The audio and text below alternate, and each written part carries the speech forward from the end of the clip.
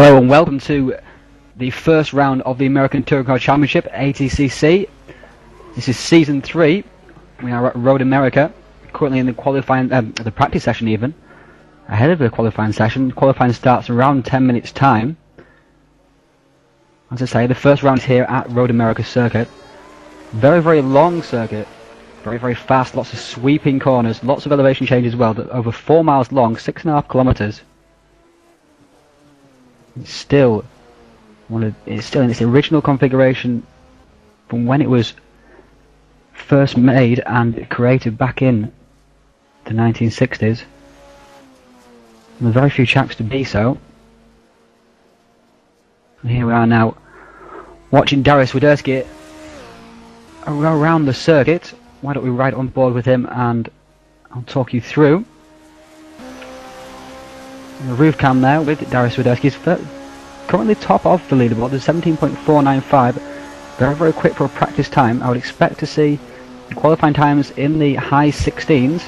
Of course, it's going to be quite difficult, it being just a Super Pole lap. Tonight will consist of two 11-lap races, both races with mandatory pit stops. Let's ride on board now with Darius as we watch the track sideways there from Darius, trying to get the best possible speed out of the final turn onto the main straight, which is aptly called Road America Straight. Reach very, very high speeds here, over 150 miles an hour, hurtling down up the hill, down under the past the pits, down toward the first turn. The first turn is a very, very fast fourth gear, chuck it in we go, through we go. This is just called turn 1, no special name in particular. Head down now into turn 2.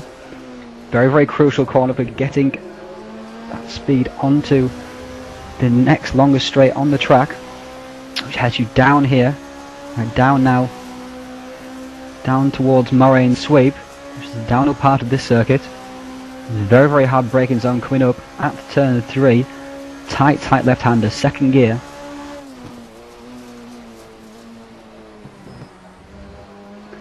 And as he sweeps through using all the curve there, again more elevation change up the hill into turn 4. Very, very easy to outbrake yourself into that corner. In 10th down the split, it's just before that bridge, before that corner. Now through turn 5, much more difficult. It looks, have to get the line right properly through there. Down hurry downs into turn 6, another tight corner. Plenty of runoff on the outside here though to be able to use, and now into the carousel. Long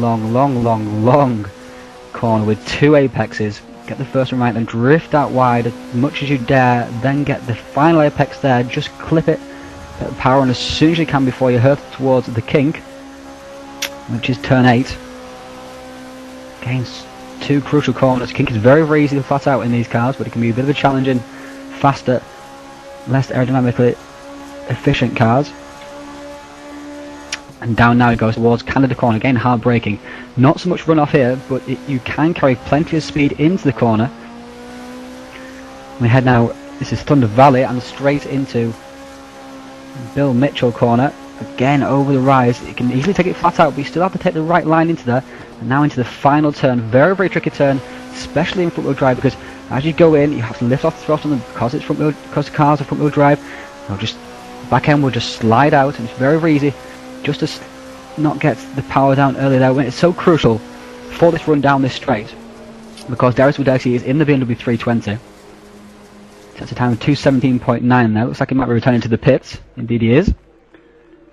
Let's go on board with somebody else while we run through Francisco Villa, who came third in the pre-qualification at Watkins Glen. I'm running through some of the pre-qualification results as well.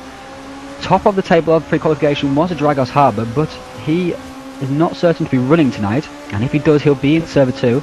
Again, this championship has 2 servers, 50 drivers taking part this season in 2 servers. The pre-qualification was done. People not noticing each other there. It could be actually that Francisco Villa's car has not been loaded by the other car in front there, which will have to be a Synaptic Racing Honda, which probably will be Nelson or Talbog. But VR himself was third in the corrected pre-qualification standings, behind Talbog and Miguel Neto, his teammate in Arts Racing, which is an auto racing team from Portugal. He's heading down now towards the corner. 4th place was Eric Nelson racing for Sniptic Racing this season. 5th was Tyler Skurlock. 6th was Keith Barrick, the organiser of the series. Season 1 champion. Season 2 champion Vincent Kahn was only 18th in the pre-qualification standings, but then again only needed to get in top 25 to be able to take part in Server 1, be eligible for maximum points. So it wasn't really as crucial as perhaps it could have been. Round out the top 10 was Matthias Mern, Kane Lasky, Sal Buscher and Adam Vaughan. Again, might be the American Touring Car Championship, but a very international flavoured scene here. Nato from Portugal, for example, Torborg from Denmark, Nelson is American, Barrett Canadian, Matthias Mern is from Slovenia, a slow racing team. And then we have Adam Vaughan, who's Welsh. Very, very diverse field indeed. It just shows the quality of the field that people will stay up at this time of night. It's 2:30 in my time. I'm sure it's a little bit later in Denmark, which I think is an hour ahead of me. It's 3:30 in the morning, and wanting to race in this series just shows the quality of the series and the closeness of competition. And just on that particular thought, the difference between between 15th and 38th place, of course 25 is the cut-off, so between 50 and 25 was obviously a very, very crucial stage in the pre-qualification. Between 15 and 38, just less than half a second covered the entire field around the very, very long track of Watkins Glen, which is almost 2 minutes long, almost as long as this track. And for the field to be half a second apart there is just an incredible feat, really. As you go down the list, you know, there's from 14, 52, 83, 86, 86, 87, 87, 89, 93, incredibly close times, hundreds of a second apart. The top between 14th and 20th, for example, was covered by just 1 car length. So you're a couple of tenths off this pace and you were missing out on the Server 1 action. Server 1 is being broadcast only, Server 2 is not being broadcast. But I will keep you up to date on the happenings in Server 2. That was my spies come along and tell me about the results. And therefore we can keep up to date with those in Server 2 as well. There is a slight overlap in the points structure. Finishing in the top 17 here will give you more points than in Division 2, but if you win Division 2 you'll get just as many points as finishing 18th in Server 1, so it gives a little bit of bonus to those people who perhaps have disconnect issues or wanted to get back into the championship.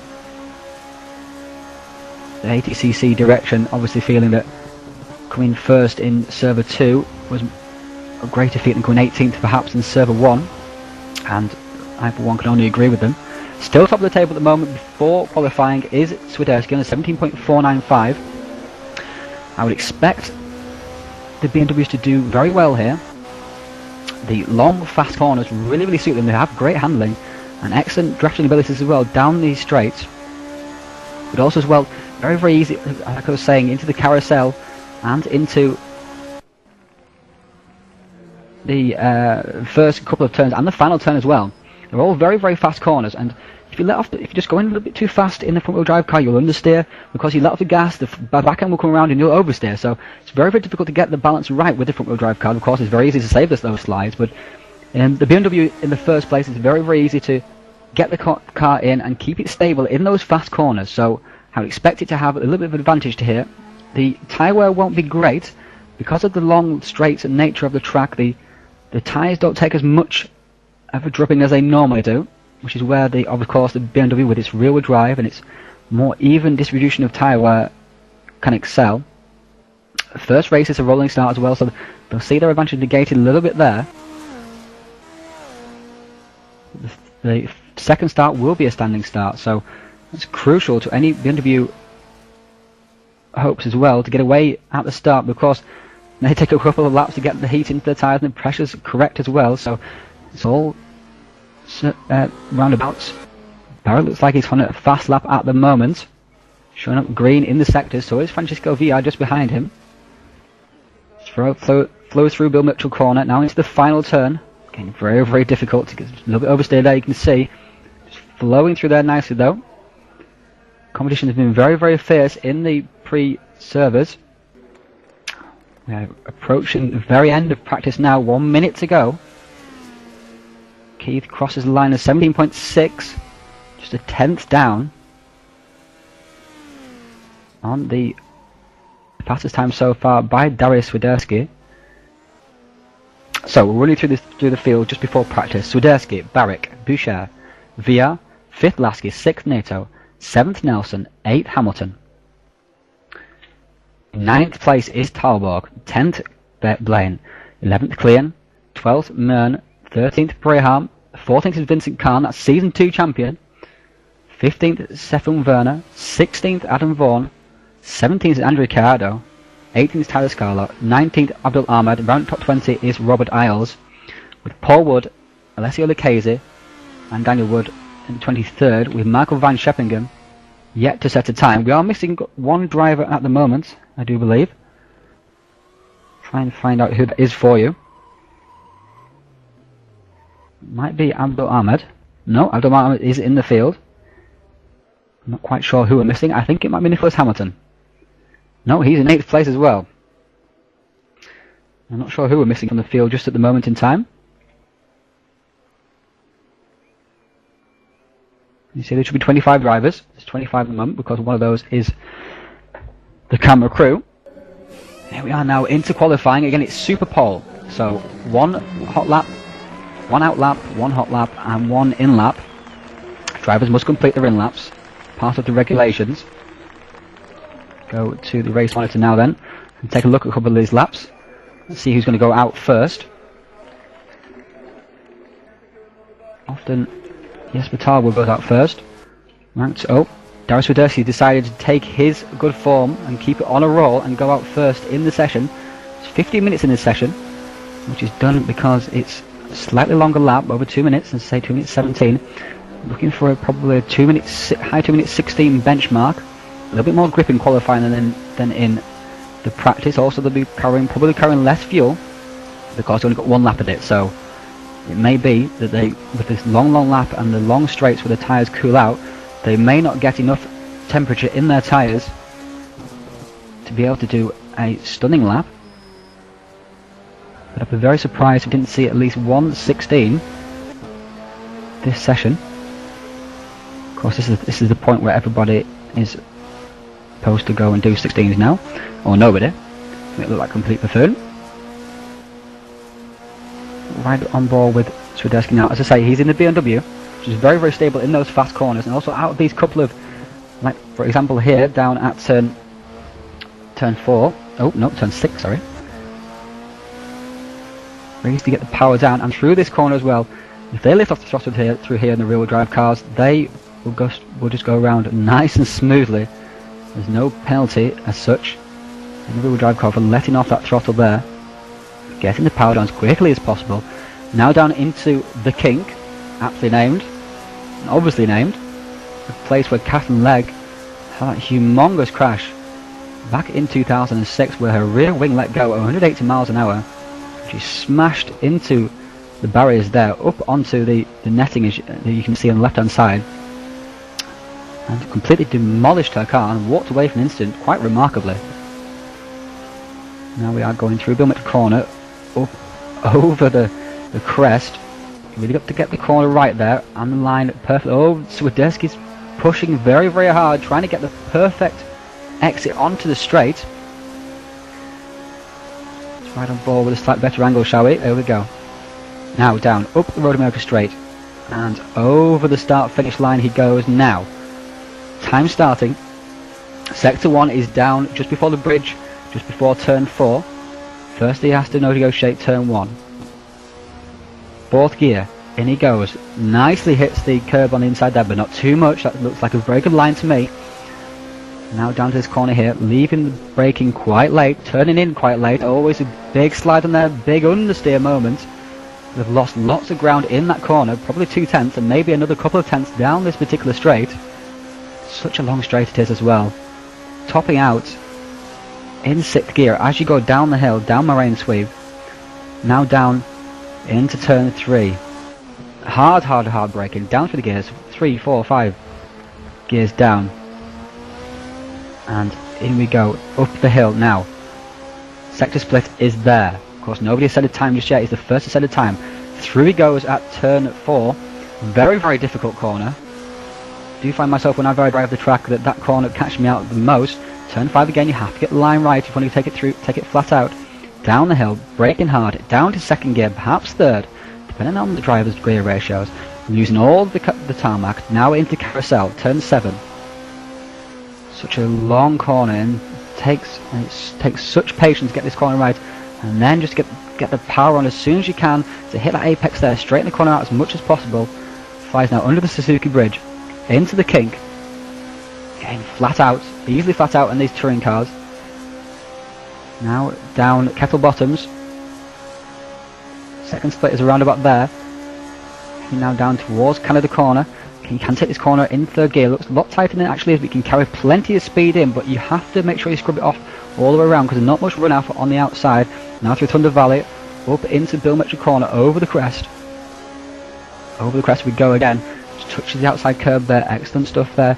Now gets the car slowed down and turned in, but misses the apex, but he seems to carry plenty of speed, so it doesn't seem too bad. Maybe a couple of mistakes on that lap from Darius Swiderski. Let's see how he does as he goes up Road America Straight, the big hill there as the cars pull all the way up, and it's a 2:17.695. I would expect that to be beaten. He'll be a little bit disappointed with a couple of the corners there, but it's a good solid lap nonetheless, and it leaves him in good stead for the race. Stefan Werner there has popped up in second place with 2:18.2. Eric Nelson now 2:18.0 in this Synaptic Racing Honda.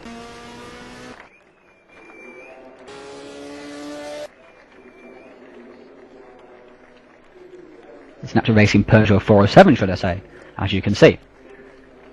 Skin's done by Marcel van der Aar for this team. Let's try and go on board with somebody else now and see who else is out there. Matty's clean for Bonaccord. Just set a 2:18.346. So actually, Darius Swiderski's 2:17.695 isn't looking too bad a lap. Obviously, people find it difficult to get a really fast lap in with their first flying lap. Tarbog at 2:18.0. VR 2:17.933. Looks like the 2:16s are not going to be coming here. Sal Boschar with a 17.833 for DHR Simcraft. Let's go on board with Keith Barrick now as he heads down into turn 6. Around he goes. Excellent hitting of the apex there. Into carousel. Around carousel he goes, keeping it. Just let it lift out wide slightly, then get straight back in again. The power on as soon as you can for that apex there. Heading through, out now into the kink. Flat out through the kink. Sector 2 split is coming up. How will he compare? And he's up by 0.491. This looks like a fantastic lap from Keith Barrick. Heading for pole position, it seems, into the Canada Corner. Through he goes, carries plenty of speed, it seems. A little bit slow perhaps on the exit, but it seemed pretty smooth. And now we go up over Bill Mitchell Corner. Much tighter line than many others were doing there, and that's excellent driving there from Keith. Now to get it into this tricky corner at the end of the lap. Nicola Neto has popped up with a 2:17.78. He is the RDTCC Season 5 champion. But now here comes Keith Barrick. Over the line he is about to come, and a 2:17.223 beats Swiderski by almost half a second. He'll be very pleased with that lap indeed. But it does look like that 2:16 that I predicted is not going to come, typically. Let's go on board now with Michael Van Scheppingen, driving for Flying Dutchman Racing this season, FDR. He comes out of turn 2, heading down the straight now. Under the bridge. Down the hill he comes. Standings at the moment are Barrick, Swiderski, Nato, Boucher, Brehan, Villa, Tarblog and Nelson. Remember, they only get one lap, so those laps are their final laps. Right at the top 10 is Werner and Klien. Stefan Werner driving for TDR, Track Double Racing this season. Scheppingen is 1 second down. Not a good opening sector from Michael. You won't be pleased with that. But now Adam Vaughan pops up in 9th. Vincent Khan in 10th. Vincent Khan, the Season 2 champion, reigning defending champion. He won't be particularly happy with that lap. Driving for DHR Simcraft this season alongside Keith Barrick. So we've got Season 1 and Season 2 champion in the same team. Alongside them is Sal Boucher, who's in 3rd place on the standings at the moment. 4th place in standings even, sorry, Sol. And Armage just popped into 15th place. Michael Van Scheppingen's had a better second sector, losing just 4/10 of the lead there. He's lost that whole 1.1 seconds in the first sector. Misses the apex there a little bit. Now heads up over Bill Mitchell corner. Nice tight line. Gets the car slowed down for the final turn, turn 11. There are officially 14 turns at this track actually, but for simplicity's sake we'll keep it at 11 because some of the corners are pretty imperceptible. And now Michael Van Scheppingen, where's this going to put him? Likely going to be around at 15th, 16th place. Put him in 20th, a 2:19.1. Michael will not be particularly happy with that. So just Kane Lasky, Nicholas Hamilton and Andre Caiado to post laps now. Let's go on board with Kane now. He's coming towards the end of his lap. Showing very good form in the pre-season races, Kane. He's in the Bonaccord Peugeot 407. As you can see there. Now he comes up the hill, rising over the little crest there. He's going to come over the line now. Sweeps over the line. 4th place for Kane Lasky. Qualifies in 4th at the moment. It's a good lap there from Kane Lasky. He'll be happy with that position. Keeps in a strong position for the race. Now let's go on board Nicholas Hamilton and Paul Wood. Nicholas Hamilton is the last one to set a lap.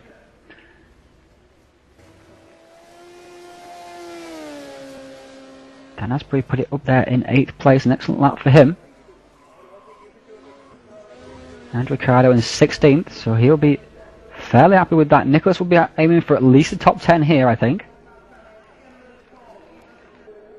He flies up the hill now.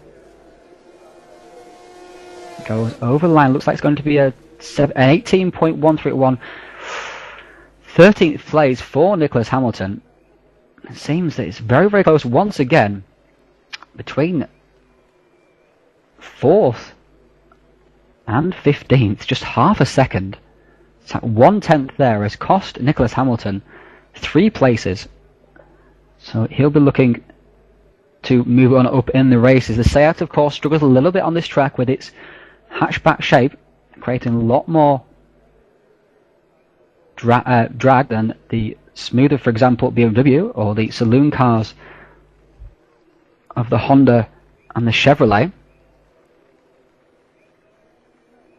Adam Vaughan this season, again driving for Synaptic Racing, a member of OR, but driving Synaptic Racing this season in the Synaptic Racing Honda. So, the end of qualifying, there's still 3 minutes to go, but everybody has set their lap. Let's check the standings. On pole position, Keith Barrick with a 2:17.223. Second place is Swiderski with a 6:95. Miguel Neto, top pre-qualifier, remember, uncorrected order, in 3rd place on the 2nd row. Alongside him is Kane Lasky with a 17.83. Sal Boucher with a 17.833. Yuri Braham with an 8.67. Look how close that is there. If Braham just found an extra 10th, he would have been in 3rd, not 6th. Francisco Villa in 7th place, looking to make a strike with his BMW from there, alongside his fellow BMW driver Darius Swiderski. Dan Asprey rounds out the top 8 with a 17.939. 9th place, Jesper Tarborg. He won't be particularly happy with that lap, although he generally moves up in the races. An 18.001.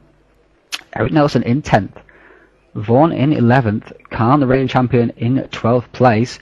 Just shows the level of competition here. The reigning champion down in 12th for this qualifying session here. 13th, Nicholas Hamilton. 14th, Stefan Werner. 15th, Matthias Klein. 16th is Tyler Skurlock. in the Synaptic Racing Seat Toledo. As we move down the order, 17th is Andre Cardo.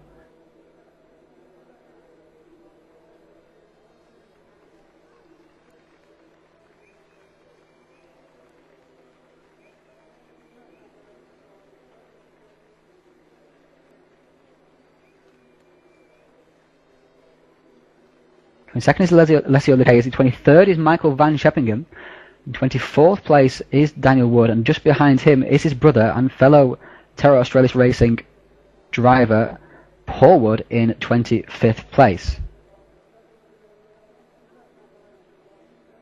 We're about to head now into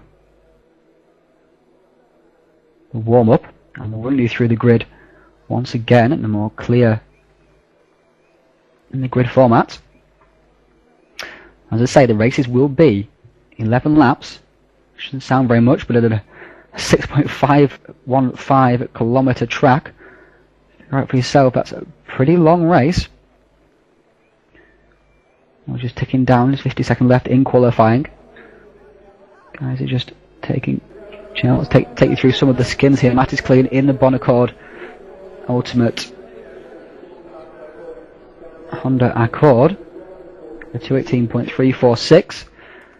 Skill, like as I was saying, in the Synaptic Racing Toledo. Andre Cardo in the the Volvo S60. And Reggie playing again in the Bonaccord Ultimate Honda. Abdul Ahmed in the Peugeot 407 this season in the Gulf BFR colours this season. Very nice they are too. Matthias Mern in the slow racing, and they're not slow racing because they're slow drivers. They're slow racing because they're from Slovenia. In the 407, Robert Alves, as you can see, Terra Australis, racing.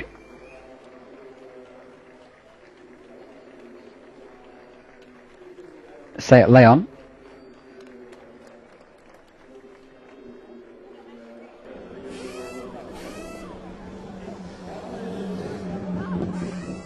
Apparently there's a small grid bug even, according to Mr. Keith Berwick. So they're just doing a bit of a sorting of the order right now. Not quite sure what that bug particularly is. I'm sure it will be sorted pretty easily. Voting round to practice now. We started the weekend. They'll be boating around. Some guys just leaving the room.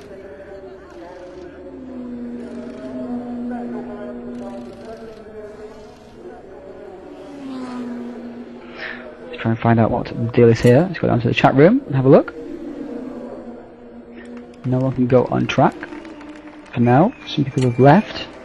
Quite sure what the deal is there.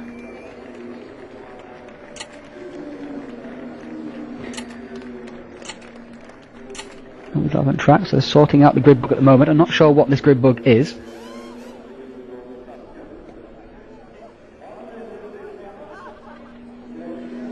So, well, they'll be being held up there. I'll entertain you with more stories of crashes at this particular track. Cristiano D'Amato in 2006 went into turn 6, which is I was referring to as turn 4. She was under the bridge just at the end of sector 1 when a deer ran in front of his IndyCar. It hit him and it knocked him unconscious.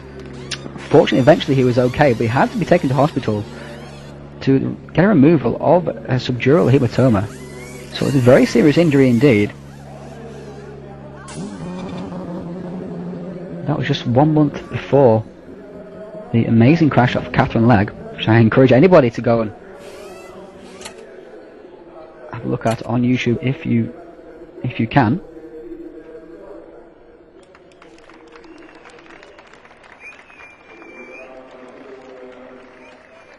Try and take you through the order eventually. Let's find out what's happening at the moment.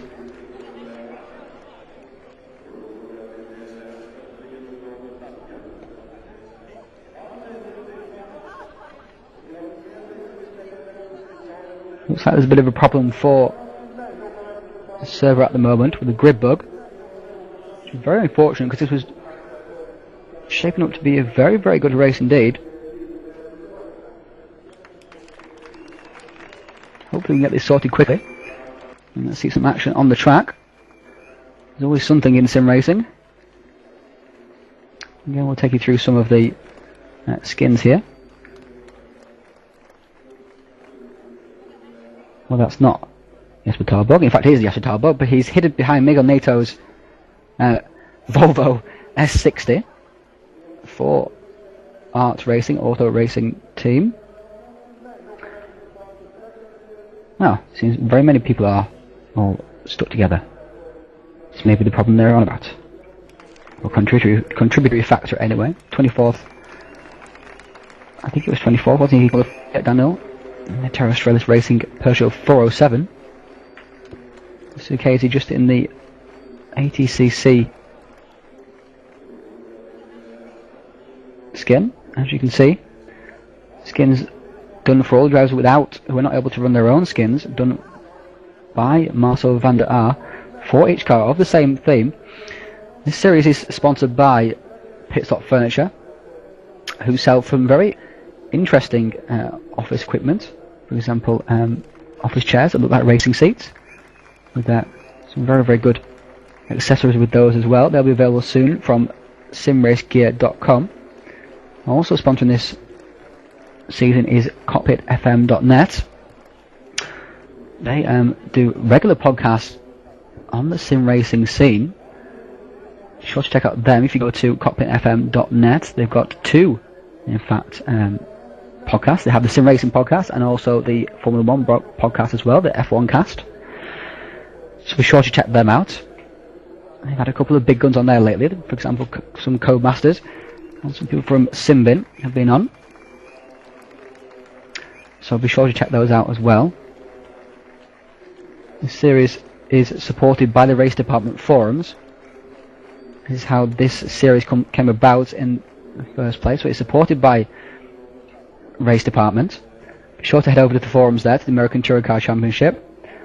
The race department supports many series, including its own official series, of course. Among which, at the moment, happening are the race department GTC League, which GT Championship, which is using the NAGTC mod at the moment for mod for R Factor. Currently duking out in that particular series is Florian Strauss and Gregory de Grief.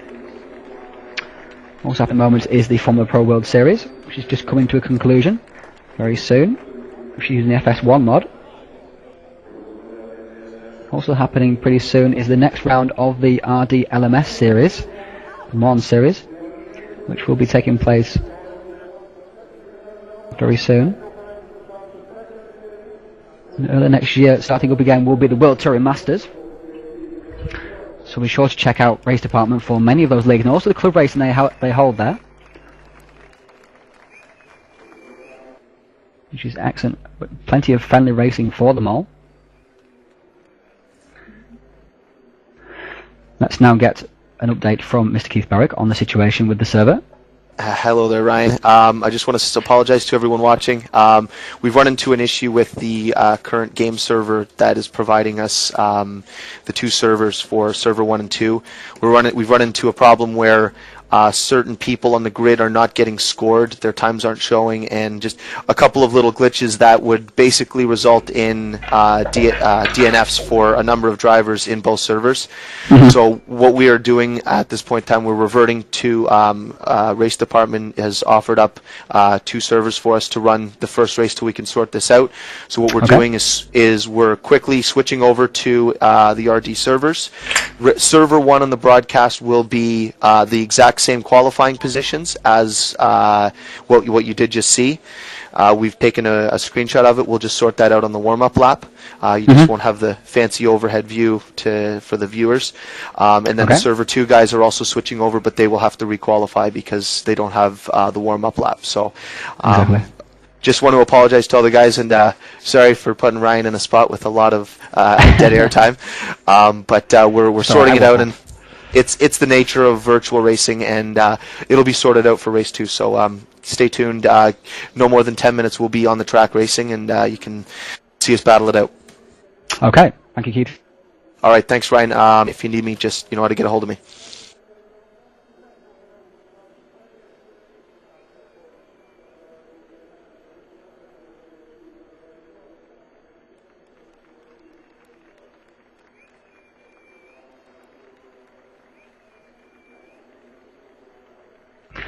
Keith Bright, they're just filling us in on the situation.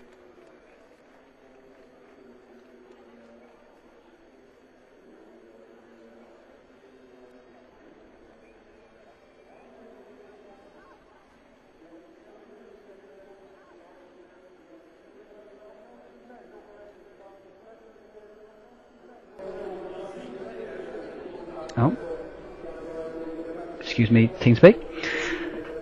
Problems of my own up here. They're going to join the server, once everyone's joined, go straight to the race. Once in the race and on the warm-up lap, they're going to change the positions of the drivers around so that they match the qualifying times. So on pole position again will be Keith Barrick. In second place will be Darius Swiderski. In third will be Miguel Nato. In fourth will be Sal Bocher, sorry. In fourth will be Kane Lasky. In fifth will be Sal Bocher. In sixth, I actually cannot remember who was in sixth place. Remember, seventh was Francisco Villa. In eighth place was Dan Asbury, I believe. In ninth place was Jesper Talbog. And 10th was Eric Nelson. So we'll get onto the footage as quickly as we can. Hopefully it won't be too long. This is the first race of the season. We have done 2 test races already, and none of these problems have occurred. So we apologise for not wiping these out earlier. Let's just go and try and see if we can find this particular server. While we're waiting, I'll just play the promo movie again for you. Let's do that.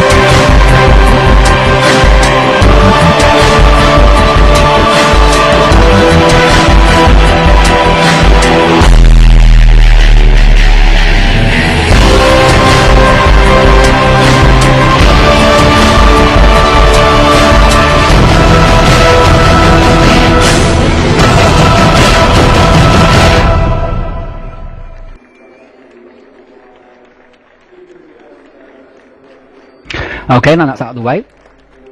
I'll try and join this new server. Just exit from this room and see if we can join the new server so we can get some racing underway and we can show you some racing. So that's what you're all here for. 1 second while I just search through and wait for the game to refresh so I can actually read the text a moment. At this moment in time the text is completely unreadable. I haven't a clue what it says.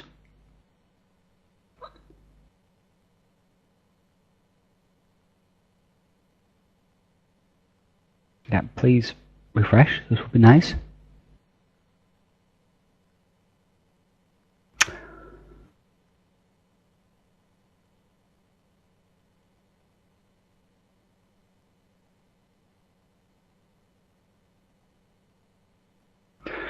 I'm going to guess that this being the server, I actually cannot read what that says from my particular point of view.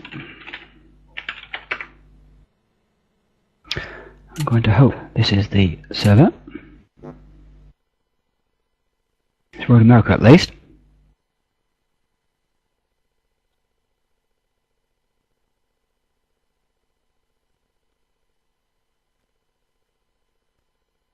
And it would appear to be the correct server because everybody is in here. All the right people at least. Just loading up now.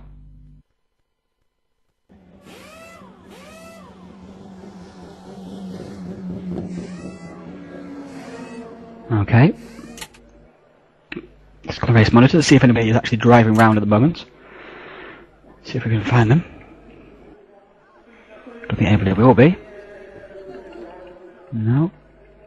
All sat tight in the pits, just waiting for things to be sorted out. And there you can see the full field, and a magnificent sight it is really as well. Look at those beautiful skins. All the way up and down the field. As we zoom in towards them.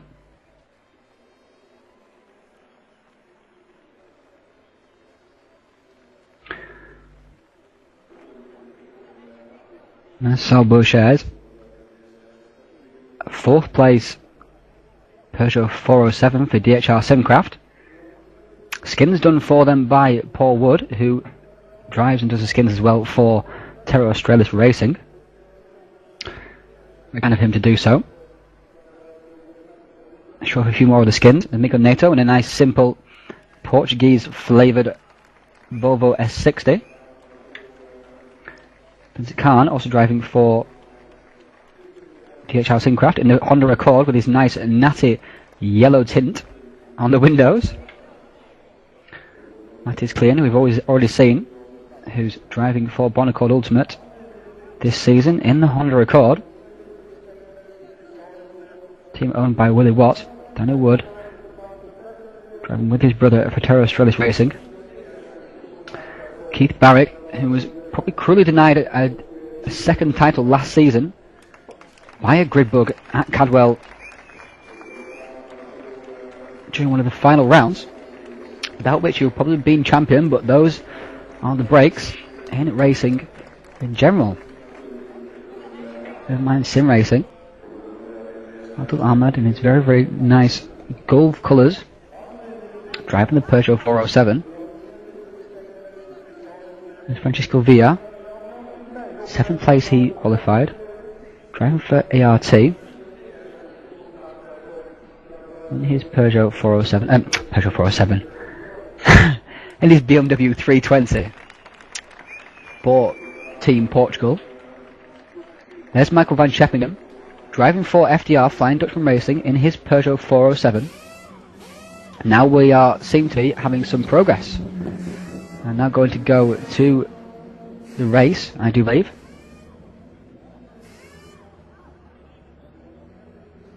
And once in the race, the formations that will start, and during the formation lap they will change into the correct order from qualifying in the original server.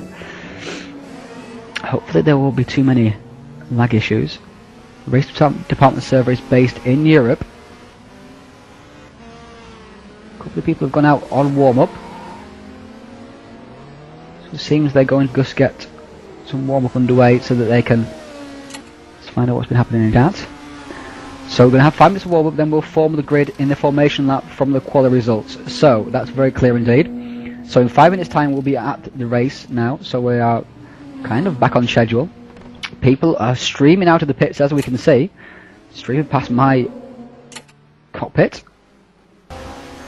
Let's get rid of this particular 1 second, I can remember how to get rid of this. There we are, rid of the grid. So it's completely irrelevant at the moment because nobody is in the correct order. So Dweski is second on the grid for this race. He's in very good position with that BMW. Even on the rolling start, they do get a slight advantage on the acceleration. The acceleration point is at the start-finish line. They must move it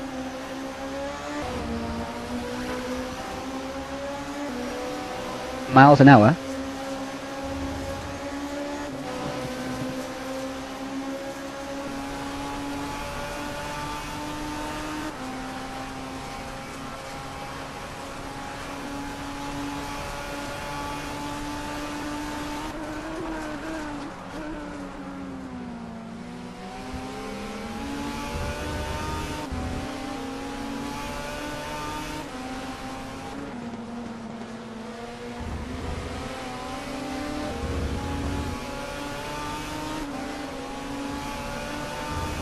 So just a few minutes to go before the start of the broadcast, or the race even, sorry. The broadcast has started many an hour ago.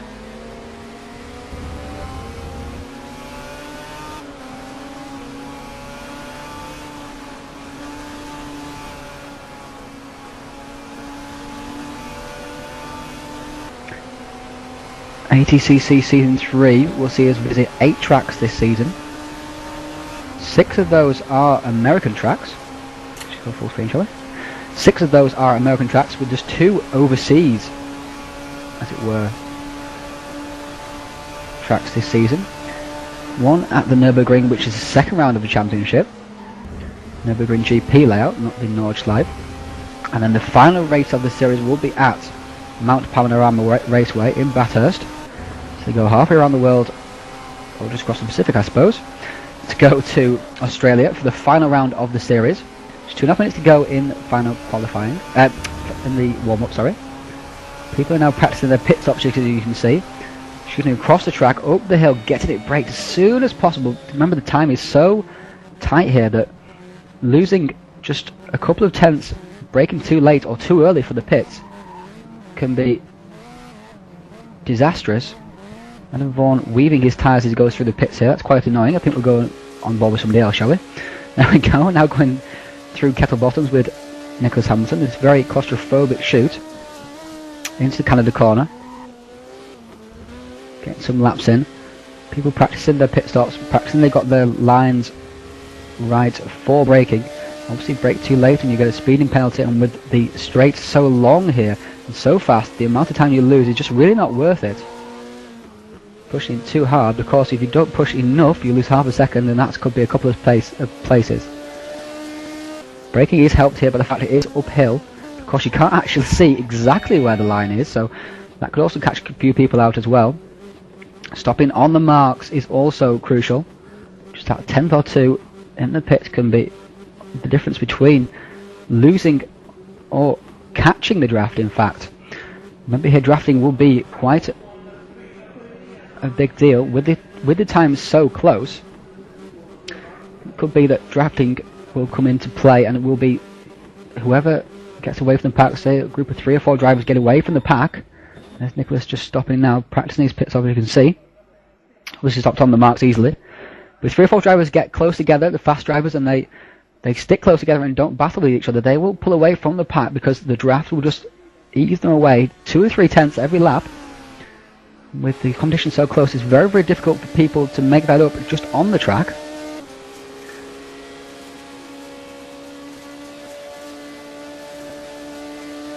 I'll just run through a quick bit of times here before the race. 20 seconds to go we have. Vincent Khan, Boucher, Werner and Swiderski clean of all set times. So obviously they're trying to get back in the rhythm of racing after this disruption. Richard Blaine as well has set a lap time.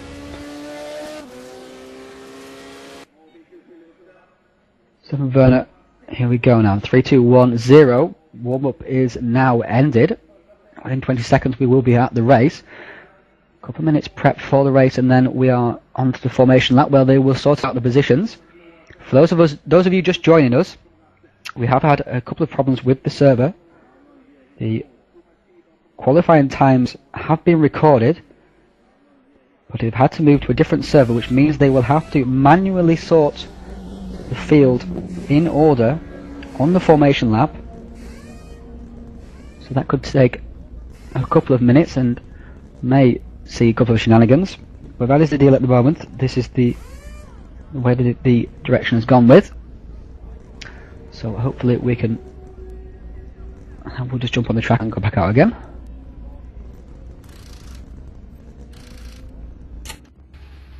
Race and then escape to the garage.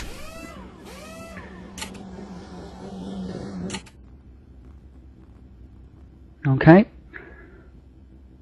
So you see, remember these standings at the moment are not the official standings. The order will have to be changed around. As we're saying, in first place was Keith Barrack, second Swiderski, third was Miguel Neto, and fourth was Kane Lasky, in fifth was Saul Boucher. Still can't remember who was in sixth place. It's going to escape me for a couple of minutes. In seventh place was Francisco Villa, eighth was Dan Asbury, I do believe. Again, showing the pace of the BMWs, 3 BMWs in the top 8. There only been 3 BMWs on the track, so that shows the pace the BMWs have around this particular circuit. So the grid drivers are joining the grid now, just waiting on a couple to join.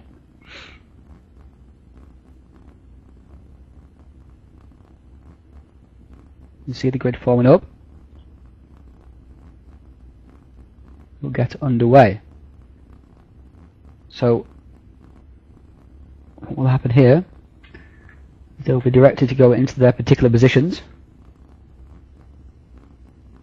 I think Yuri Braham actually was in 6th place, wasn't he? Sorry, Yuri. How did you forget about that?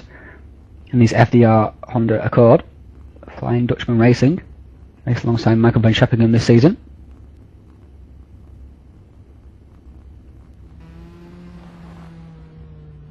So drivers are going past. Let's twizzle around so we can see exactly what's happening. There's Keith just up ahead there, driving into first place. Second now should come Darius Swiderski. Wherever he is. Where is he?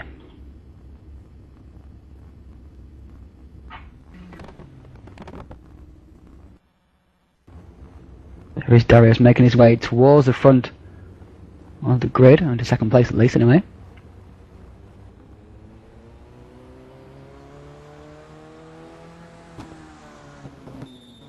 There he is now lining up. Miguel Neto is also on his way. And Kane Lasky, not Saul Boucher, sorry. Kane Lasky should be just up ahead of him. Where's Miguel Neto? Let's find Miguel, shall we? It's all very exciting. This, look at this, like a jigsaw. Trying to sort people into their correct places. There's Miguel Neto, he has lined up. There is Kane Lasky, sorry. There's Saul Boucher just alongside him. There comes Yuri Braham just pulling in alongside. It's very exciting indeed. I think Yuri is trying to get as close as possible to no, not quite.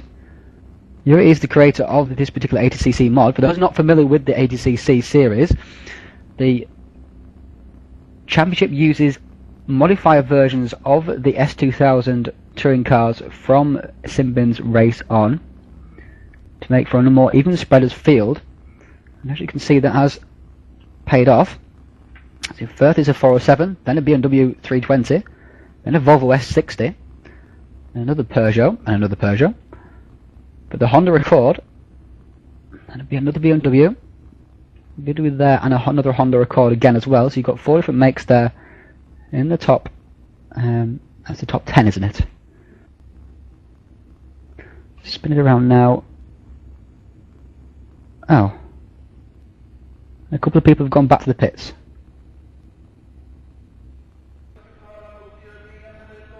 Obviously, whatever they were trying wasn't working.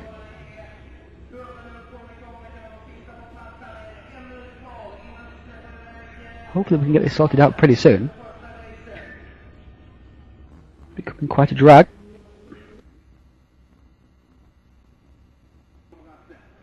Let's find out what's happening in the chat, if there's anything for us to see.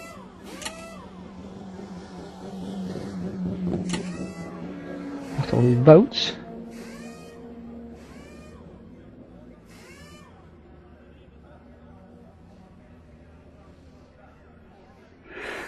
Message there from Keith.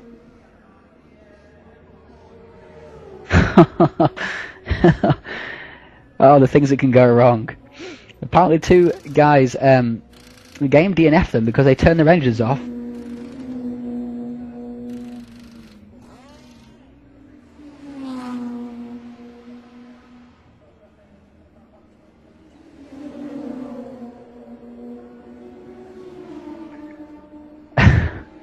Never actually heard of that before, but if you turn your engine off while you're waiting on the grid, after a few seconds, the game will throw you into the pits. So, oh, I need to vote, I think, as well. I have to vote. There we go.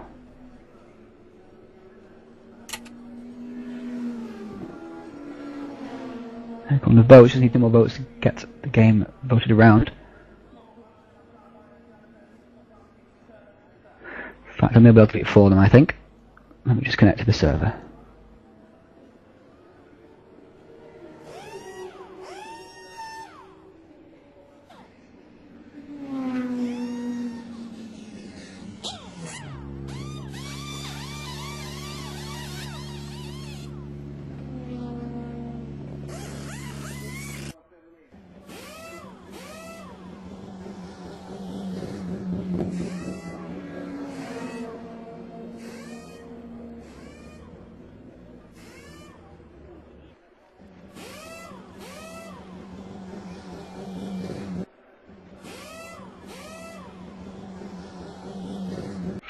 Okay, now back into the race session.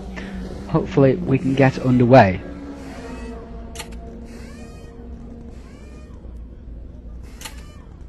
Fix that for the crew there.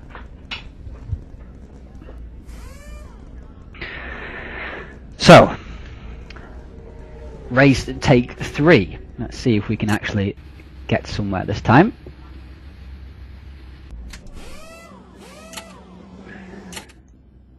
Go to the race monitor. People are forming up on the grid now. There we go. It appears not many people are actually in the pit still. Hopefully. Let's go to full screen, shall we? That's better. Okay, start take 3. What's going to happen here again as well is they're going to move forward and they're going to get themselves into qualifying order. Obviously not what the race direction was hoping for when it all seemed to be going swimmingly well, and then suddenly it's all going wrong at the moment. Hopefully with a bit of common sense people can get themselves underway.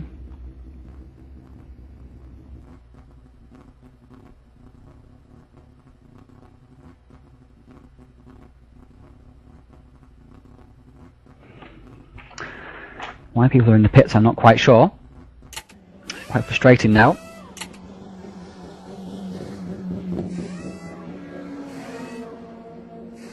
Everyone join the grid, shall we? That's it, everyone's joined the grid now, I think. Go back to the race monitor. Full screen.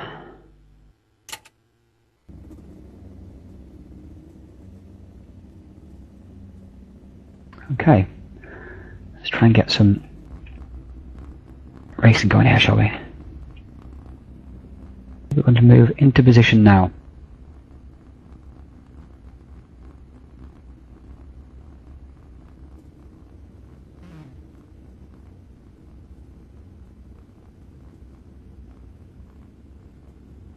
Everyone's still in the field, so that's a plus. Keith Barrock has now moved towards the top of the field as he qualified. Remember, he qualified in pole position. Seems like days ago when that happened. Now Miguel Nato is moving forward towards his 3rd place on the grid. Rotate it around. Let's watch everybody else form up, shall we? Let's go on board with him. Nice snazzy view. There we go. He's put into 3rd place. In 4th place there is Kane Lasky. In 5th place will come Sal Boucher. In the DHR Simcraft Peugeot 407. In 6th place there is Yuri Braham. 7th is Francisco Villar. 8th will now come Dan Asbury, I do believe. Yeah, let's go on board with him, shall we? So we get a bit closer look at the rest of the field coming in. 9th there is Jesper Talborg. Excuse me. In 10th place there is Eric Nelson, his teammate. 11th place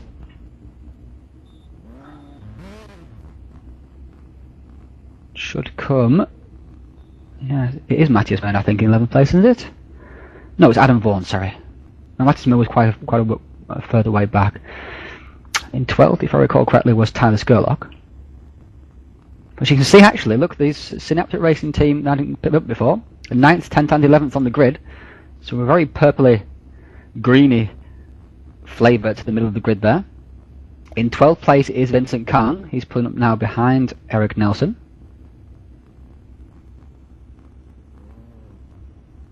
Hopefully he'll move forward. There we go.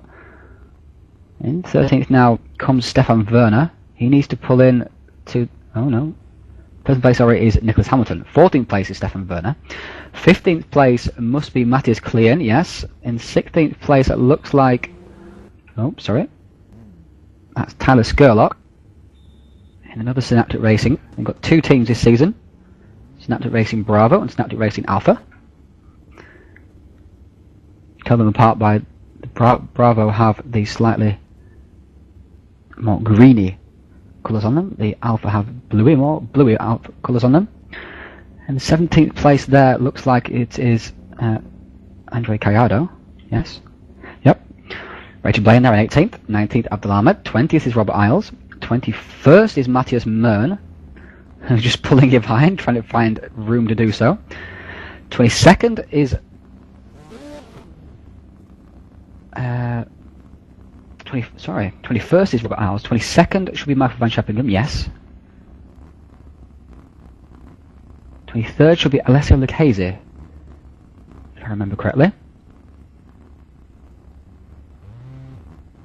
And Alessio Lucchese has on back to the pits.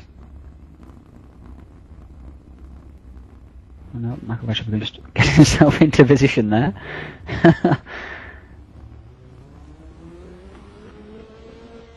24 have now formed up, but Andre Cardo seems to have gone... No, Andre Cardo, sorry, Alessio Lucchese seems to have gone back to the pit lane. So I don't know what they're going to do about him. Maybe he doesn't want to race, maybe he's finding it getting a bit too late in the night for him. Of course, we were supposed to kick off about 20 minutes ago. So there's the grid formed up now. And maybe they just have to leave Alessio Lucchese to his fate, and indeed they are. It's been too long now. Oh, is that Alessio Lucchese? I was sure that he was in Seat Leon to begin with. He wasn't. I'm sure he was in Seat Leon, and he's now in a Chevrolet Lacetti. So obviously he's not racing. So the field of 24 drivers is moving off on the warm-up lap. Let's have a quick rundown of the order for you before the start of the race. Before the start of this 6.5 kilometre lap. Oh, sorry, we'll go back. Oh, I'm in. I apologise. That's me. That's the case. He is in his set line, but obviously he decided not to take part in the race, or some other particular issue.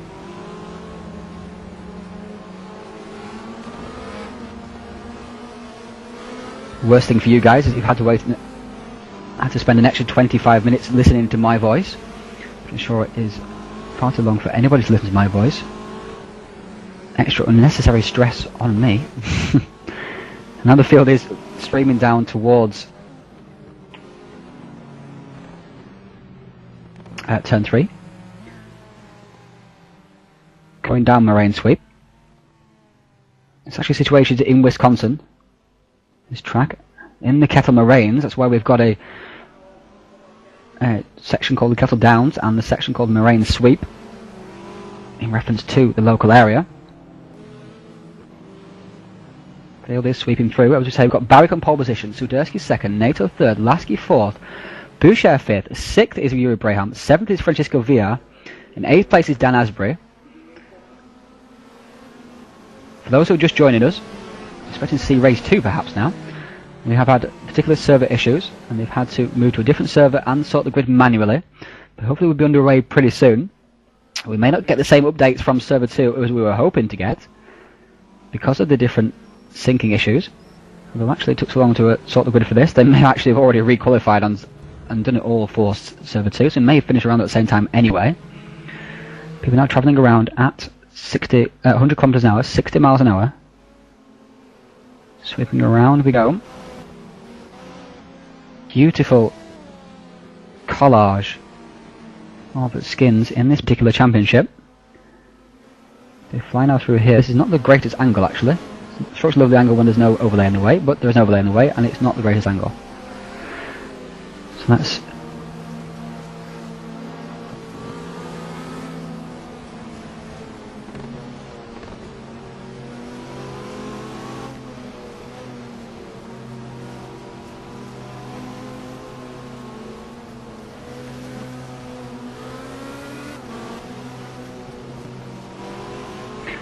So now going down to Canada Corner, through Canada Corner, and the Bill Mitch Corner, this crest here under the bridge, which was rebuilt in 2006. I've lost pictures just for a second now. Let's hopefully we can actually get some pictures back, please. So I can see the start of the race, would be helpful. Please.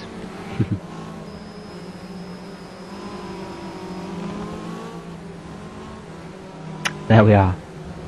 Thank goodness for that. I actually didn't miss the start of the race. That would be disastrous after all this time. So Keith Barrett chooses the inside line up the Road America straight. There goes the field streaming up. They're all getting in line. There's no passing allowed until the start-finish straight. Leaders will accelerate at that start-finish line. But no passing before then. And now they stream towards it. Slowly but surely. And race 1 is finally go, go, go, go, go. ATC Season 3 is now go. Down towards the first corner. Barrick holds the inside line. On the outside there is Swiderski. NATO is under attack now from Kane Lasky. And someone's coming down the inside and Kane Lasky is on flying off the track. And that seems like NATO is involved with him. Let's quickly go back to Kane Lasky. He's stuck in the gravel. And it would seem Sal Boucher is involved as well. He seems to have dropped towards the back of the grid. There is Sol. I think that's Sol anyway, yes. It must be Sol because obviously Keith is at the front of the field. Danny Wood just behind him and Kane Lasky. Straight off at the first corner. NATO seems to be involved as well. He's down to 19th. So 3 of the top contenders immediately out of the race. Let's flip back towards the leaders. And Swiderski's got past Barrick. He must have got past him down into turn 3. Got him under the brakes. All action here on the opening race. On the opening lap. Behind him there is Braham. 4th is VR. In 5th place is Talborg. Excellent start from him. Another excellent start as well for Vincent Kahn. Up to 6th place. He's gained 6 places already on the opening lap. Half around the opening lap. And the battle for the lead is on. Swiderski is being harried and hassled by Keith Barrick. Come flying down now towards the king, out of the carousel. And Keith is pushing. He's looking for a way past. He's looking aggressive. Let's go on board with him now. And he's looking down the inside, but Swiderski brakes late. Barrick thinks better of it. It's quite a fast corner that really can carry lots and lots of speed in and scrub it off all the way around the corner. So it's very, very difficult to actually make a pass into there, but Keith is keeping well in control. Keeping that BMW ahead just in his sight. Push comes to shove and the front wheel drive car again will also be better off because it's easy to save a slide in the front wheel drive car than it is a rear wheel drive car. You can see the difference in the 2 cars around that corner. The rear wheel drive car finds it much easier to get around that corner than the front wheel drive car. The front wheel drive car just wants to oversteer and the back end step out. Gets Car and Eric Nelson in a bit of a battle as well. Let's check further down the field. Reggie Blaine and Tyler Skurlock seem to be locked in battle. There is Tyler in his Seat Toledo. In front of him is Reggie Blaine flying through turn 1, down now towards turn 2. Getting a little bit of wiggle on the grass there. Behind the Bonacord Ultimate of Reggie Blaine, flying through and wide has gone Andre Callado. He must have made a great start as well, up to 9th place he had been. And now Reggie Blaine has... Oh, and somebody's spanning the back there. Looks like one of the... Looks like Robert Isles. Let's go back and try and find who that is. It's Paul Wood spinning at turn 2. So way back down the field now. Dan Asbury is in the pits. I'm not sure what happened there, but Adam Vaughan is back 21st as well. What is going on at the start of this American Tour Car Championship, round 1? Let's check back with the leaders. And we've missed it again. I've missed the pass for the lead again. Keith Barrick has got past Darius Suderski around about the same area of the track as Suderski passed him on race 1. So please people stop crashing because we keep missing the lead change. And now Keith seems to have a little bit of a gap on Suderski as he goes around the carousel. Suderski won't be happy about losing the lead. Not sure what will have happened in that particular thing. No replay function on race. So there is Keith Barrick now. There is Francisco Villa. He looks like he's got a bit of damage to the back of his particular BMW. Yes, indeed he has. So he's taking a bit of a knock perhaps on those incidents at turn 1 and turn 2 on the opening lap. Just ahead of him is Yuri Braham, who's been very strong in pre-practice. Behind him, Jesper Tag on 5th. There's Khan with Nelson stalking in behind. Matt is clean in 8th. 9th is Reggie Blaine, I think, now. Yeah, with Andrew Callado just behind. We saw them battling earlier. Matthias Mern. Miguel Neto has moved back up to 12th place already. Let's follow on board with him as he goes up the hill. Looking back at Tyler Skurlock, who he must have just passed because Tyler was battling with others before that. Keith just set the fastest lap. Tyler's got a nice draft here as he heads up straight. Oh, Neto just takes a late move up the inside, a little bit sneaky there, a little bit hard, but nothing completely unfair. And moves back across again as well. And Abdul's going up the inside of Hamilton for 14th place. Has Abdul made that pass stick? Let's go back and look at that now. And they are in turn 2. And Abdul has got past Hamilton for 14th place. Not sure up on the leaderboards just as yet. There we go. Abdul has now moved ahead on leaderboards as well. Nathan's got a much better run out of there than Tyler has, and he must be attacking now back of Andre Callado. Matthias Mern even, sorry. And, oh, very, very deep under the brakes, and Nato is into the back of Matthias Mern. Matthias Mern saves it, but he's lost 2 places as a result of that. And Nato being very aggressive here. I don't know what happened on the opening lap, but he seems to be involved as well, so obviously very fired up for this particular race. Remember, he was the fastest pre-qualifier at Watkins Glen. They come flying through 1, 2, 3, 4, 5, 6, 7, 8, 9, just like that. Reggie 9, 10, 11, 12. Andrew Cardo concedes to Miguel Neto. They're both Portuguese, so maybe a bit of teammate nationality kindness there to one another. Now Andrew Cardo is under big attack now from Tyler Skurlock as they come flying out of Carousel. Carousel leads onto this back straight into the kink and then to Kettle Downs. There's Matthias Mern, who's lost those places as a result of the contact from Miguel Neto. Neto made a very, very late move. He didn't seem to be on. Definitely will be under investigation from the stewards for that particular incident. And here comes Matthias Mern looking for himself down the inside of Tyler Scott. Tyler's gone slightly wide. There's a little bit of battling back here as well. Hamilton on Matthias Mern. Hamilton straight off. What on earth happened there? Nicholas Hamilton puts a little wheel on the grass, slides across the grass, manages to save it without a little bit too much damage, but that was a curious incident really. Abdul Ahmed was battling with him before, and Abdul's into the pits.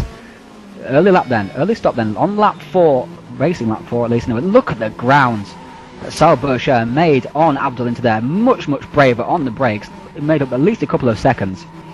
So into the pits comes Abdul. Into the pits also as well has come Miguel Neto. I was looking for a bit of clean air.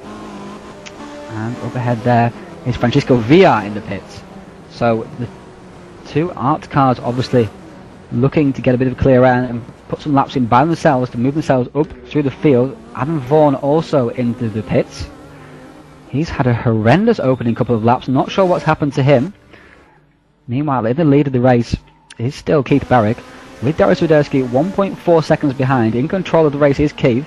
He's gone slightly wide there, but Darius also slides as well, so status quo really.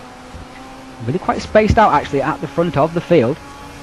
Yuri Braham heading down the hill into Hampton Downs through turn 6. And there is Eric Nelson in 6th place. He'll be happy with that. Vincent Khan in 5th as well. He'll be very happy with that as well. Having started 12th, We've got 7 spots already. Of course, VR has pitted, so Khan is actually in a net 6th place. Let's find some more battles back through the field. Those pit stops seem to have broken up the fighting a little bit. But here we are now with Andrew Carto and in behind.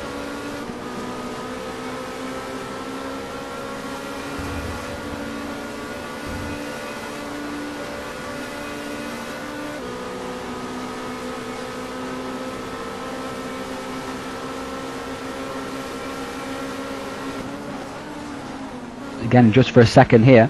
We'll get back to the action as soon as we can.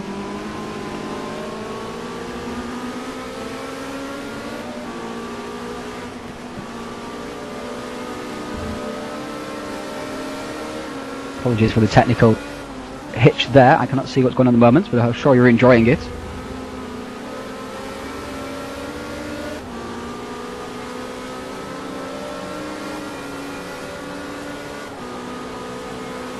Here we are now with Andre Gallardo, so that looks like one of the TAR guys just behind him, so either he's made a mistake, he must have made a mistake somewhere, because I'm sure that Robert Isles was quite a way behind him before that. But into the pits has come Darius Swiderski. Into the pits also as well, as you can see there is Yuri Braham, and it would seem that and Francisco VR is coming down the straight now. He's gained, I think, a little bit of ground on Yuri and Darius ahead.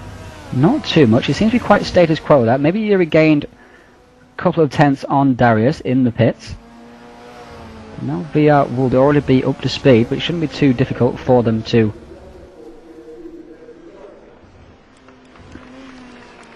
get back up to speed. In second place is Jesper Tarberg. Again, just grinding down. Third now is Vincent Kahn, but obviously he's in net 6th with 3 of the guys in front of him pitting already. Most of the field have pitted, in fact. It's just Talbot, Kahn, Clean, Gallardo, Isles, and maybe a couple of others which need to pit still. I think everybody's pitted aside from that, so we're on to lap 6 now. Lap 5 of actual racing. Emmett Nelson getting very, very screwily under braking there. I think he's pitted and fitted new tyres. Of course, he may be finding that the rear tyres being slightly more worn than the front. Well, definitely more worn than the front. Nothing slight about it. More worn than the fronts. Maybe making his car quite unwieldy to drive and quite oversteery. In the background there, we can see that Reggie Blaine and Tyler Skolnick have renewed rivalries for that net. I think it will be, for 8th place overall, I do believe, once people have pitted. Just being behind, you can see the fighting back Sal Boucher being pursued by Abdul Ahmed. Very sideways there goes Reggie. Through they come now into the kink. And here we are now with Francisco Villa. He has made quite a lot of ground on Yuri Braham, that he seems to have lost a little bit in that corner just as I say that. So I think people will be pitting now as well. Into the pits has come Andre Gallardo and also Matthias Klein. There he is. Vincent Kahn also. And Jesper Tarborg and Keith Barrick. Keith is coming out of the pits now. What will be his lead over Darius Swiderski? There comes Swiderski down the straight now. You can just see in the background there. Obviously he's going much, much, much faster. And Francisco Villar sets the fastest lap of the race. So I was right, he was gaining. And look up the inside, has a look of Darius Swiderski. So he's gained, I would say, quite a few tenths on Barrick there. But he'll have slightly fresher tyres now, Barrick, having pitted a couple of laps later. And through turn 2 they go. Being hotly pursued here by Swiderski. Swiderski's got a head of steam up. In behind, pulling along Yuri Braham and Francisco Villa, and in behind is Jesper Tarbo, just keeping a little bit watching brief, not quite able to gain as much as he would like on the front guys here. On to lap 7 now we are. And Swiderski is looking threatening under the brakes. Barrett turning a little bit early there just to cover the inside. Just watching his mirrors a little bit. Through goes Barrick under the bridge into turn 4. Very difficult break in there. Round goes Barrick, followed by Swiderski. Barrick, Swiderski, Braham, Villa, Just 2 seconds covering the top 4, and VR's pushing very, very hard. Runs onto the grass, losing that time that he's been making up, perhaps. Now fuel will be going down, and people are getting faster and faster. I expect the fastest lap of the race will become next lap from one of these lead drivers as they push each other to the absolute max. Very professional racing from these guys as they fly through out of the carousel, under the bridge, into the kink. Now out onto Kettle Bottoms, down towards Canada Corner. We do have 2 Canadians in this field, Keith Barrick and Vincent Kahn, of the 24 drivers. Just seem like this battle has settled down just for the moment. First through 5th, so we'll check through the rest of the field. 9th place is Reggie Blaine, being hotly pursued by Tyler Skurlock, it seems. Get back to him, thank you. I'll go on board with him now.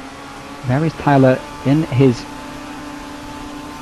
Seat Toledo as we go through the Bill Mitchell corner, down into the last corner now, turn 11. Officially turn 14, but we'll call it turn 11. And there in behind is the fighting back Sal Buscher. Of course, the 8th position, which is currently being held by Matthias Klein. Sorry for being slow there. Matthias Klein is the pole position for race 1. So the top 8 is the very place to be. So obviously Sal and Miguel Neto are looking to pull themselves back up towards those positions so that they can get a good result in race 2. Now, where is Miguel Neto? Maybe Miguel Neto not even running anymore. He's back in 20th place. I'm not sure what's happened to him. There is Miguel Neto. What on earth has happened to him? He was moving forward through the field quite well. Must have had another crash, or maybe a drive-through later. Maybe pushing too hard into the pit. He has been very, very aggressive in this race so far. So maybe someone was aggressive back to him, or perhaps even he pushed too hard in the pits and got a drive-through penalty at some point. Up ahead there you can see Daniel Wood, Michael Van Scheppingen and Andre Chiardo fighting. Andre has just gone up in front of Michael Van Scheppingen. Michael Van Scheppingen rejoins after having gone back on the track, tries to defend the position, but through goes Daniel Wood. Up the inside is coming Miguel now, gives Michael a little bit of a bump. That wasn't too bad a move, but again, very aggressive there from Miguel. Back again as well is Werner, Hamilton and Asbury, a little bit looking for better results than 21st, 22nd, 24th, must say. Asbury especially qualifying in 8th place. Nicholas will look to move forward through the field. Obviously he had that incident earlier on. So now here we are with the leader, pursued still by Darius Swiderski relentlessly. VR's being dropped a little bit from this particular bunch, and Tarborg seems to be gaining on the BMW of VR. Indeed he is. VR seems to have lost just maybe 7-8 tenths of a second on that particular lap. And Tarborg has kept the pace up and is gaining on the 4th place BMW as they head up the hill. In 6th is Vincent Kahn, who's lost a huge amount of touch with the front 5. There we are in 2nd place. Darius Swiderski sets the fastest lap of the race so far, 2:18.03. Like I said, I've accepted a fast lap on that particular lap. Swiderski's gained 4 tenths of a second, I believe, on Barrick on that particular lap. That's a fast lap, and Swiderski is right in behind. As they fight now through turn 2 onto the back straight. Let's ride on board with Keith Barrick, looking back at Swiderski. And not very far behind at all is Yuri Braham, looking for any particular opportunity these guys might offer them if one of them get involved in altercations. Because they start fighting each other, they'll slow each other up, and slowly but surely Braham and maybe VR will catch up, but VR seems to have dropped off the pace quite a bit. Lost half a second lap to the leader. Tarborg is still gaining on him, but 0.9 behind him now. And through they go, under the bridge. Round now into turn 5. Down Hampton Downs is called, and Darius is pushing very, very hard, runs onto the grass, loses a couple of tenths of a second. It won't have helped his cause at all. But still, there'll be 2 laps to go after this particular one. Temperature of the track is not particularly harsh, just at 30 degrees with the air at 20. See, Darius has lost a bit of ground there, so we'll leave this battle just for the time being. And we'll go back through the field and have a look at the fighting back of both Adam Vaughan, Sal Boucher and Kane Lasky. All front runners generally. They seem to have struggled this particular race through particular incidents, knocked off in the first lap. There's Matthias Mern being pursued by the Peugeot 407 of Kane Lasky. There is Kane in behind. Oh, and Kane gets a massive wiggle coming off the kink. And it's flat out in these cars, and you shouldn't be making a mistake there unless you drop concentration. And he almost had a humongous accident there. Well saved from the Peugeot 407 driver. In behind there in 15th you can see is Robert Isles. And Ricardo's back in 16th. With Daniel Wood, Nato, Werner, Hamilton, Sheppingham. No, Sheppingham's just come ahead of Wood, so Sheppingham is ahead of Wood. With Armour back in 22nd now. Running very, very strongly early on, up in the 8th or 9th place. And now he's back in the field. Nicholas Hamilton also as well, 23rd place, and Dan Asbury has been lapped. So a horrendous race for Dan Asbury this time around. The only consolation he has is that he has the rear-wheel drive power off the line for race 1. Up the inside now is coming Matthias Mern on the Honda of, it must be Adam Vaughan, I think. It must surely be Adam Vaughan. Indeed it is. Attacking the Honda driver to go flying through. Adam looks like he's got a very oversteery car through there. Matthias Mern gets a very nice run off the corner. Seems to get a decent slipstream, but maybe not quite close enough to make a pass. He's ahead now, pulling 6th gear, heading down towards turn 3. Very, very hard braking, as we say. From 6th down to 2nd gear. Very, very lock up the brakes, and Matthews is having a look, and Adam Vaughan just chops him off almost there. Not unfairly at all, just moving across there on the Slovenian driver by the Welsh driver. In front of him is Reggie Blaine, the Irish driver, so Blaine, Vaughan, Mern, Lasky, and now Lasky is gained right back up again on Mern.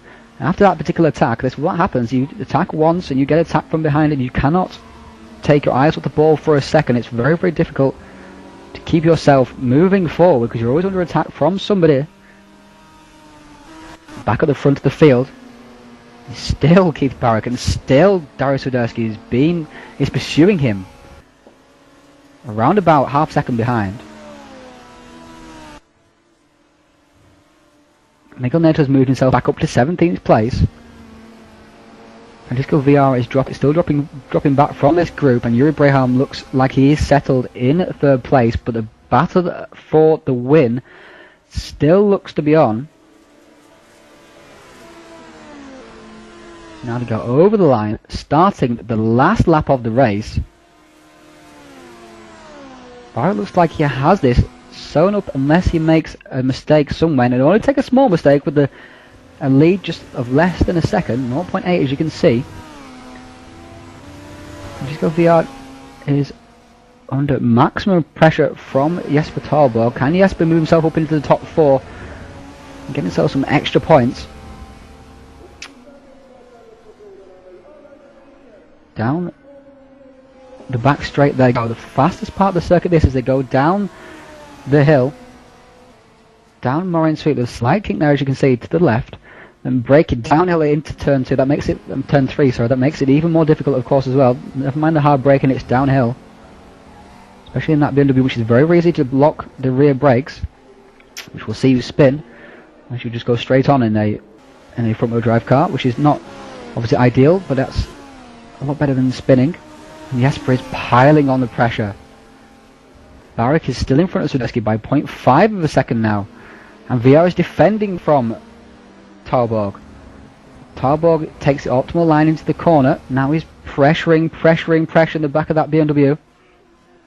Portuguese driver desperate to stay ahead of the Danish driver.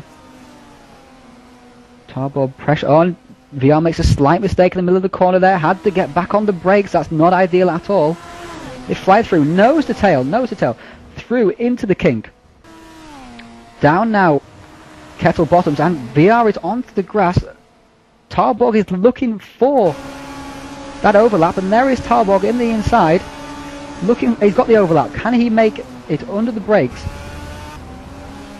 He can, and through he goes.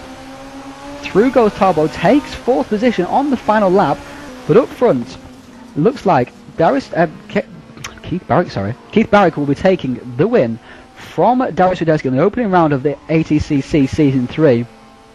Through he comes, up the hill, now down over the starting places, and across the start-finish line, flashes his lights in delight. He's pleased at that.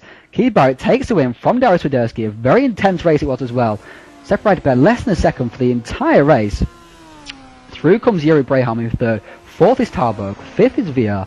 6th, I think, will be Vincent Kahn. Yes, there he comes over the line. 7th is Eric Nelson. 8th, just over the line, taking that vital place from Tyler Skurlock, is Matthias Klein. Takes pole position for race 1. Tyler Skurlock now in 9th. Sal Bersher in 10th. 11th is Kane Lasky. 12th Adam Vaughan. 13th Matthias Munn. 14th Reggie Blaine. Robert Isles in 15th. Very, very close between 11th and 15th place there. Andre Caiado, Miguel Nato, Daniel Wood, Stefan Werner, Michael van Scheppingen. And as we scroll through the grid now, 21st place is Paul Wood. Across the line, 22nd place will come Abdul Ahmed. In 23rd place should come Nicholas Hamilton. There he is now coming out of Bill Mitchell corner into the final corner, turn 11. And around he comes, up the hill now to take 23rd place. In 24th place will be Dan Asbury. A miserable race for him. Look at that, he's missing parts of his car. No, indeed, he's not actually missing parts of the car. The shadows tricks me there, evil shadows. Nicholas takes 23rd, and a lap down will come Dan Asbury in 24th after such a promising race, starting in 8th position. He has it all to do in race 2 as well. So congratulations to Keith Barrick, taking the win there, and of course the Champions League being the first race from Darius Widerski, and a very intense race it was.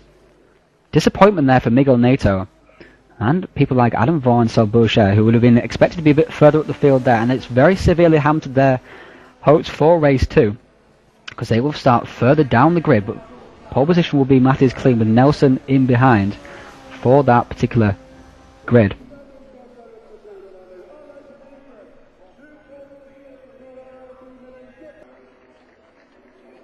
Just got news through from server 2. The race 1 podium there was won by race 1 was won by Reese Gardner. In 2nd place was Emil Salberg. In 3rd place was the Portuguese Pedro Amaral. So congratulations there to those 3 drivers for taking the positions in server 2. Congratulations as well to Reese. Big congratulations here to Keith Barrick. So now we go to race 2. No rest for the wicked. It's immediately into race 2. You've got 2 minutes to get yourself settled, prepared and ready for the start of the race. Get yourself back in the groove again of understanding where the grip, more grip and people around you, different people around you than obviously in the first race. On pole position will be Matthias Klein. Nobody's on the grid at the moment.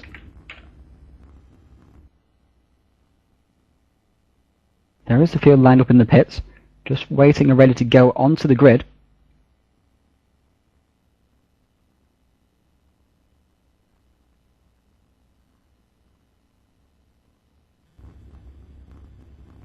And there is Yuri Braham on the grid already. He came in 3rd place in race 1, so he will start in 6th place on the grid with the top 8 reverse, remember. Just like WTCC rules, it's a standing start this time around, so this will favour the 7th place starting of Darius Widerski, who will just line up to the right and just behind there of Yuri Braham. There he is, just appearing onto the grid now. Racing Fork Track Devil Racing this season. Team owned by Stefan Werner, who himself didn't have a great race, but his teammates Reese Gardner took the Server 2 race win, and also Darius Widerski him second in this race, so a good round for him and his team.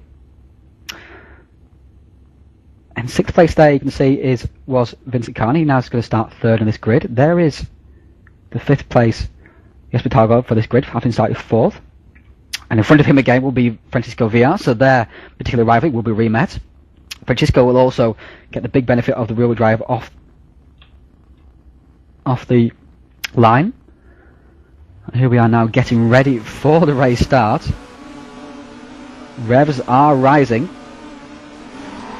And we're away. And Francisco Villar, as I say, made a very, very good start, but Matty's clean. The pole position man just left it, just stalled it almost on the...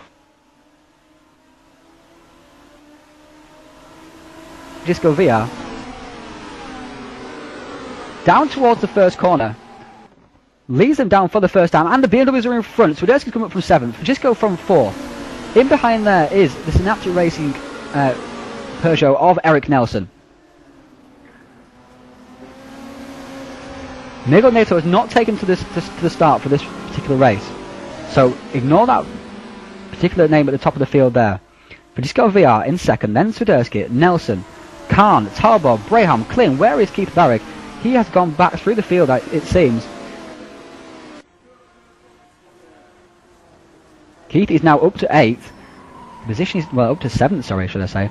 And off the track has gone Darius Swiderski. What on earth happened to him there? It's not Darius Swiderski. Surely it was Darius Swiderski who went off the track there. I think he must have been, because he's now back in 7th. He was in 6th, sorry. He was in 2nd place. But Francisco Villar leads the field. Season 2 champion, reign champion, Vincent Khan is now in 2nd place. And here is the field streaming down towards the corner here. Dan Asbury has left the track. Don't know what happened to him, but there is Keith Barrick in behind, and they're renewing their battle once again. Right in behind them is Klein, Boucher, Lasky and Vaughan. The terrible start there from Matthias Klein really bunched up all the field. It's all action over on this first lap. It comes streaming now down at 1, 2, 3, 4, 5, 6, 7, 8, just like that. Down through into the King, down now into Kepler, down. People going onto the grass there, pushing as hard as they can, using as much track as they can without tripping off too much speed. And up in front, there is Darius Swiderski attacking the back of Yuri Braham for that 6th place. Yuri started in 6th, or 5th place, should I say. Yuri started in 6th, and he is now ahead of them anyway. Moved at 1 position here. Yapatago started in 4th, he is now up to 5th. And it seems everybody moved at 1 space. Swiderski started in 7th, it was now into 6th. So everybody has moved up just 1 place. After all the shenanigans there of the start, it actually has shaked out that everybody's just moved up 1 place due to Matthias Klein's move back through the field. So it really was some crazy stuff there. Miguel Neto is interfering with the standings here. I wish he wasn't doing, because it's really annoying. Very difficult to find out exactly who's in what position, but please just add places there. And through goes Yuri Braham and Jesper Tarborg on Eric Nelson. He's made a mistake at turn 1 and straight through they go. That's all you need. 1 small mistake and 2 people, 2 places lost. That's all it needs. Through stream, go through the field. There is Neto back down the pack, and now the order seems to cleanse itself a little bit here. VR is still leading from Vincent Khan, who's under massive attack now from Jesper Tarborg. Go on board with Vincent Khan, looking back at the field. There is Jesper Tarborg and the rest of the field pursuing him, hotly pursuing him, wanting that 2nd place from him, wanting those points that go towards the championship. This championship sees 2 drop scores, so your best 14 race results will count towards the championship. Still, every race counts. If you can finish every single race, then you're going to drop better scores. Of course, it encourages going for the win as well. If you crash, you can afford to in a way, because it lets you take a few more risks. And Jesper Tarborg lost a little bit of ground there, and in behind is Yuri Braham pursuing him, taking that draft, and Jesper's a little bit late turning into that corner, and Yuri is right on his bumper in the FDR car against the Synaptic Honda, both in Hondas. Francisco Villar has got a big lead at the start of this race. We thought he might be stronger at this particular tournament. In the background there, you can see the Swiderski's trying to make a move on Eric Nelson, trying to get ahead of Eric Nelson, get someone between him and Keith Barrett, because he knows how quick Keith can be. He doesn't want him all over the back of him. And now Jesper Tarborg pursued by Yuri Braham, who's got an excellent run out of that corner. No, not quite. Just takes a little bit too much speed in. Jesper's just holding enough speed up there. But it seems that he's got a slightly more pace. He took a slight draft up the hill, and he's pulling along slowly but surely. And he is going underneath him.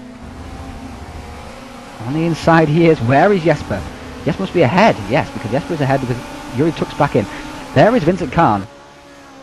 He's under attack as well, and these three are really battling between themselves and letting Fredisco VR just run away with the win at the moment. Let's see if he can keep his nose clean. He had a very solid run in the first race, dropped off a little bit towards the end of the race, but we know how fast he can be. Qualified in 3rd place in pre-qualifying, so we know he's got a quick car. And that BMW looks after its tyres, and this is a monumental battle. They're going to go 3 wide. Thinking about it, not quite. And still nobody has swapped position, and nobody's been out off the track. It's a quite incredible battle between Kahn, Tarbour, Braham, Nelson, Swiderski, Barrick. NATO is just in 8th place, just behind this group. And if they keep battling, NATO could see himself latch onto this group and move straight back through these guys. He's very, very quick, of course. And down Hampton Downs comes Vincent Kahn into turn 6. Around he goes now, going towards the carousel. There's VR disappearing into the distance. And here we are now around the carousel, slightly sideways there from Jesper Talbot. Smooth line there from Yuri Braham. Oh, maybe not the edge there. And through they go now. Shooting past 1, 2, 3, 4, 5, 6, 7, just like that.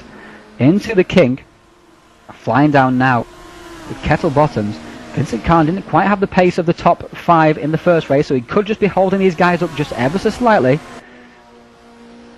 And indeed, it seems he is, and they all having a look at each other, all tucking back in. Jesper's stalking the back of Vincent Kahn. Braham's stalking the back of Jesper Tarborg. Nelson in behind is seeming to keep watching brief.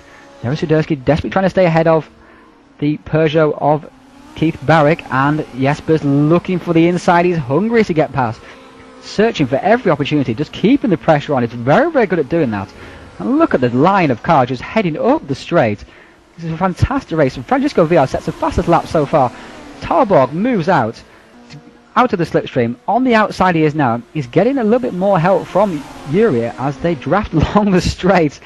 And can Tarborg make it count? He's going around the outside. Oh, and Kahn gets a little tap from Braham, and Tarborg takes the place. Braham helped Tarborg take the place there. He gets a little tap to Kahn, which made him go sideways. Braham didn't take advantage of that little touch there. And through they go now out of turn 2, heading down the hill. Can Tarborg move away? I think he can, because now Vincent Kahn is in behind him, and Yuri Braham has lost a little bit of ground, but I'm sure that will be made up pretty soon. As they head down now to the hill, and it seems like Swiderski is attacking Eric Nelson. Not quite under the brakes there, covering inside as well from Keith. Oh, it's inside. Swiderski tried to go, but Eric was slightly wide. That slowed up Swiderski, which then slowed up Barrick, who had to get out from hitting the back of Swiderski. Talborg, Kahn, Braham, Nelson, Swiderski, Barrick, just in behind him, just shooting the shot there. You can see Miguel Neto. He was gaining on this group, who are really holding each other up. It's a very exciting battle here for 2nd place, and Tarborg is not moving away from Kahn at all. Kahn is hanging grimly onto the back of the Honda. You've got Honda there, 2nd, 3rd and 4th. BMW in 1st place. And we've got a Peugeot, BMW and Peugeot, the 3 makes who seem to be dominating this particular track. Through they go now. I'll show you the rest of the field while you're... show you 9th, 16th place while you're watching this battle. As you can see how close these guys are. Heading now down towards Canada Corner. Vincent Kahn wants that position back, and Braham, like I said, has moved straight back up to the back of Vincent Kahn. Tarborg seems to hold on to these guys now a little bit. Maybe he's a little bit uncertain after when you've been following a guy for a little while. It often seems like it's much easier. Once you get ahead of that guy, you lose the guide, and often you can go a little bit slower until you get the rhythm back again. But Eric, Darius, and Keith, and Darius and Eric are into the pits. So they're boxing. They're pitting early once again on lap 5 out of 11. So they're looking for a bit of clear air. Obviously that gives clear air again to Barrick as well, because Barrick is able to carry on and get the clear air. He's got a bit of a gap now to Braham. Into turn 1 and turn 3 we go. And Braham is all over the back of Vincent Khan, almost touching the back of the Honda as it goes into turn 2 there. Wanting that position, hungry for that position, almost nicking up the inside. He might be able to get down the inside now because he's going to get the draft all the way down this hill. And he's hungry for that position. Which side are you going to choose though? Is Vincent Khan going to defend? He may defend and go down the hill. You can just drift slightly to the inside there. It looks like you're going to defend. And he is going to defend.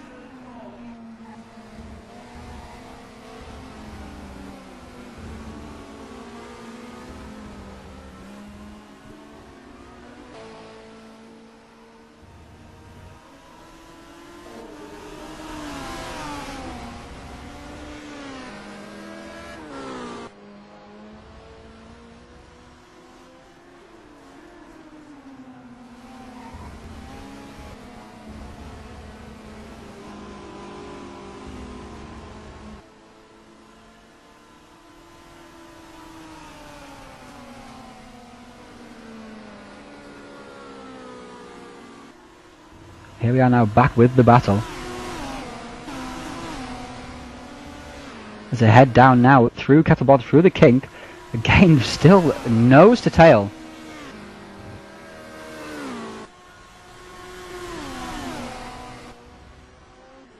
Particular VR is still leading the race by 6 seconds now from this battle. He's running away with it while they battle amongst themselves, and Vincent gets a little bit out of shape. Braham behind does as well. And Barrick has gained a little bit on this group, taking advantage of that bit of clear air, but of course he doesn't have fresh tyres, whereas Swiderski and Nelson will have fresh tyres. So hopefully they'll be looking to make a gain. And who will be boxing this time? Yeah, into the pits comes Vincent Khan, whereas Tarburg and Khan and Braham move on. Barrick is into the pits as well, as you can see. Oh no, but Barrick is not in the pits, sorry, VR is into the pits, indeed. So the leader is into the pits. Leader of the race now is Jesper Tarburg. Behind him is Yuri Braham by just 0.8 of a second. Can Yuri just close right up under the back of Tarburg so that when he exits the pits he can get ahead of Vincent Khan going into that vital turn 1. Of course the speed differentials coming out of the pits and coming down the straight is very, very big. So Braham will now be pushing like mad to try and latch onto the back of Tarburg, if not pass him, so that when he pits, probably the next lap, and comes out, he'll come out ahead of Vincent Khan. And Barrick has gained a couple of tenths on the back of this queue as well, so Barrick is staying out longer than he usually does. Stayed out for 1 lap longer than the usual for them. Now, VR has rejoined in 6th place after his stop, with Nelson in 7th. Salbosher is in 8th. Sorry, in 9th even.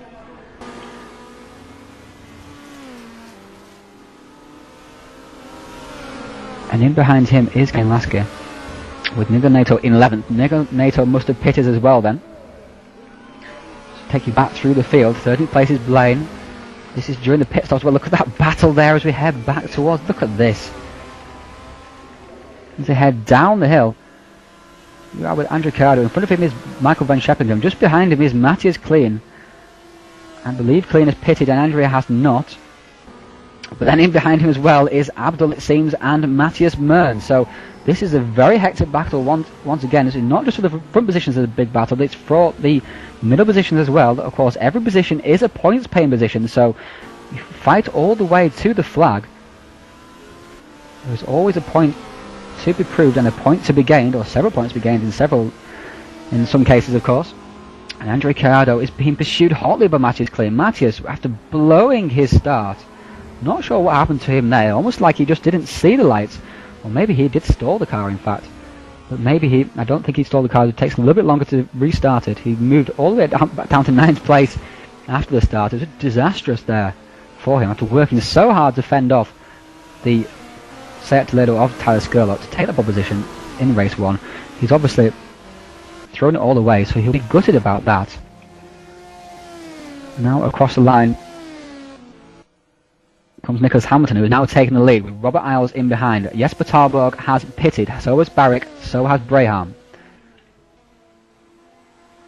Out of the pits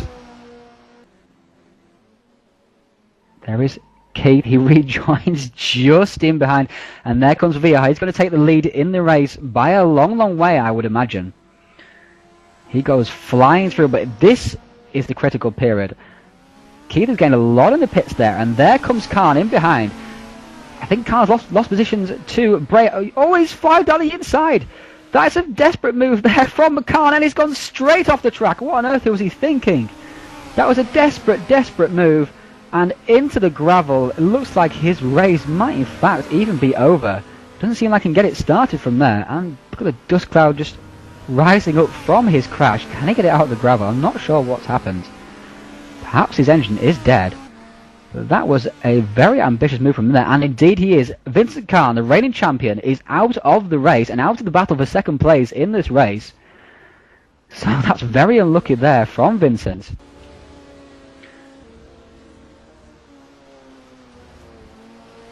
But here we are now with Darius Swiderski, and what's happened to him? Why is he a lap down? So Darius has run into troubles as well. Maybe he's had a pit stop speeding fine. We'll find out after the race. But that's very unfortunate. So two of that big battle for second place have disappeared. Swiderski and Khan seem to have self-destructed here. And Adam Vaughan as well has had a terrible race, back down in 18th place again. I would have thought he would move up a bit further than he did. In fact, he was moving up quite far, but then obviously moved back down the field again. And here we are now with Yuri Braham. Still, he's got ahead of Jesper Talborg. And Jesper Talborg himself is now being pursued by Keith Barrick. This is for a net second place, remember. In behind there is Eric Nelson, who's been dropped by this crew a little bit as he's gone through the pit. So Eric has lost positions to Barrick, but also he's gained the positions vacated by Swiderski and Khan, and up the inside comes Barrick, but not quite. It pulls out at the last minute. Talborg defended well there. There's Sal Bocher. There is the other Honda. We'll find out who it is, thank you. Of Tyler Skurlock. And in behind him is Miguel Nato. I'm not sure if Tyler Skurlock has to pit for this race, but Miguel has dropped back a little bit if so, because he was up to 7th place at one point and ahead of this group, so I would have thought he'd be up to about 6th by now with the incidents happening to Swiderski and Vincent Khan. Hamilton is in the pits now, so he led a lap, but he's now into the pits. And up front, we have Yuri Braham in 2nd place, and Barrick has got past Jesper Talborg, and he's under huge attack now from the Danish driver, who's looking for the inside here, but it's a very small gap, and he gives the back of the Peugeot a big tap into the corner, and in behind, looks like Eric Nelson is gaining on this as well. Francisco VR still has a huge lead, and this is letting Braham move away in 2nd place from the Honda and the Peugeot of Talborg and Keith. And Keith is late on the brakes. Talborg carries a bit more speed in, but loses a little bit of ground, obviously not wanting to hit the back of the vehicle there. They go through under the bridge. Braham's got away now from Barrick, so Barrick's going to have to push very, very hard over the next 3 laps to catch Braham, to take 2nd place perhaps in this race.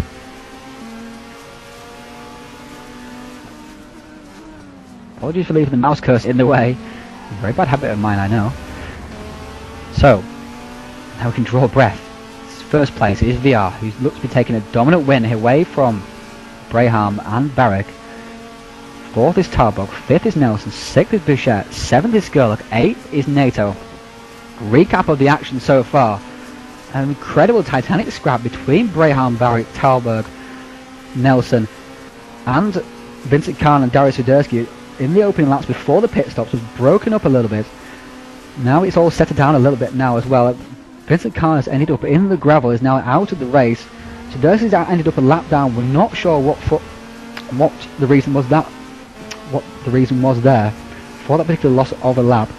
Now it looks like Barrick is moving away from Talborg. He's just struggled just a couple of tenths here and there for pace overall in this particular event. Could be that Honda engine is not quite as strong or quite as aerodynamically efficient as the Peugeots in front, but of course Braham's in 2nd place as well, so that makes that a complete fallacy. Shut up, Ryan. So, settle down. VR's first, Braham 2nd. In behind him is Barrick. In behind him is Tarbog, and now in behind him is Nelson, his Synaptic teammate. Although Nelson is driving for Synaptic Bravo this season, whereas Tarbog is in Synaptic Alpha. Maybe should be the other way around the way this race is going. In 6th place is Salbochet, who's done very well to fight back from those opening lap incidents in race 1, but obviously it's compromised his entire event, as it were. In 7th is Skurlock, 8th is NATO, who also had an incident in race 1, several I think in fact. So he would have been up further as well, and Nelson kept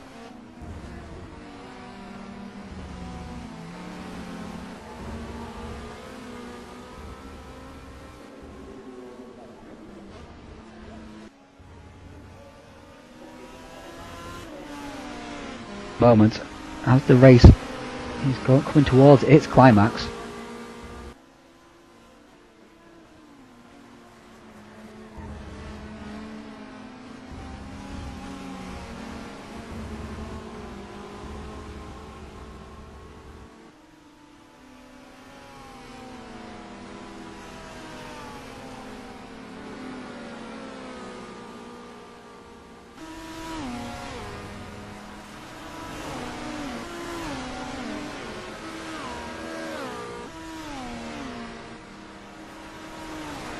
And there we have pictures back now.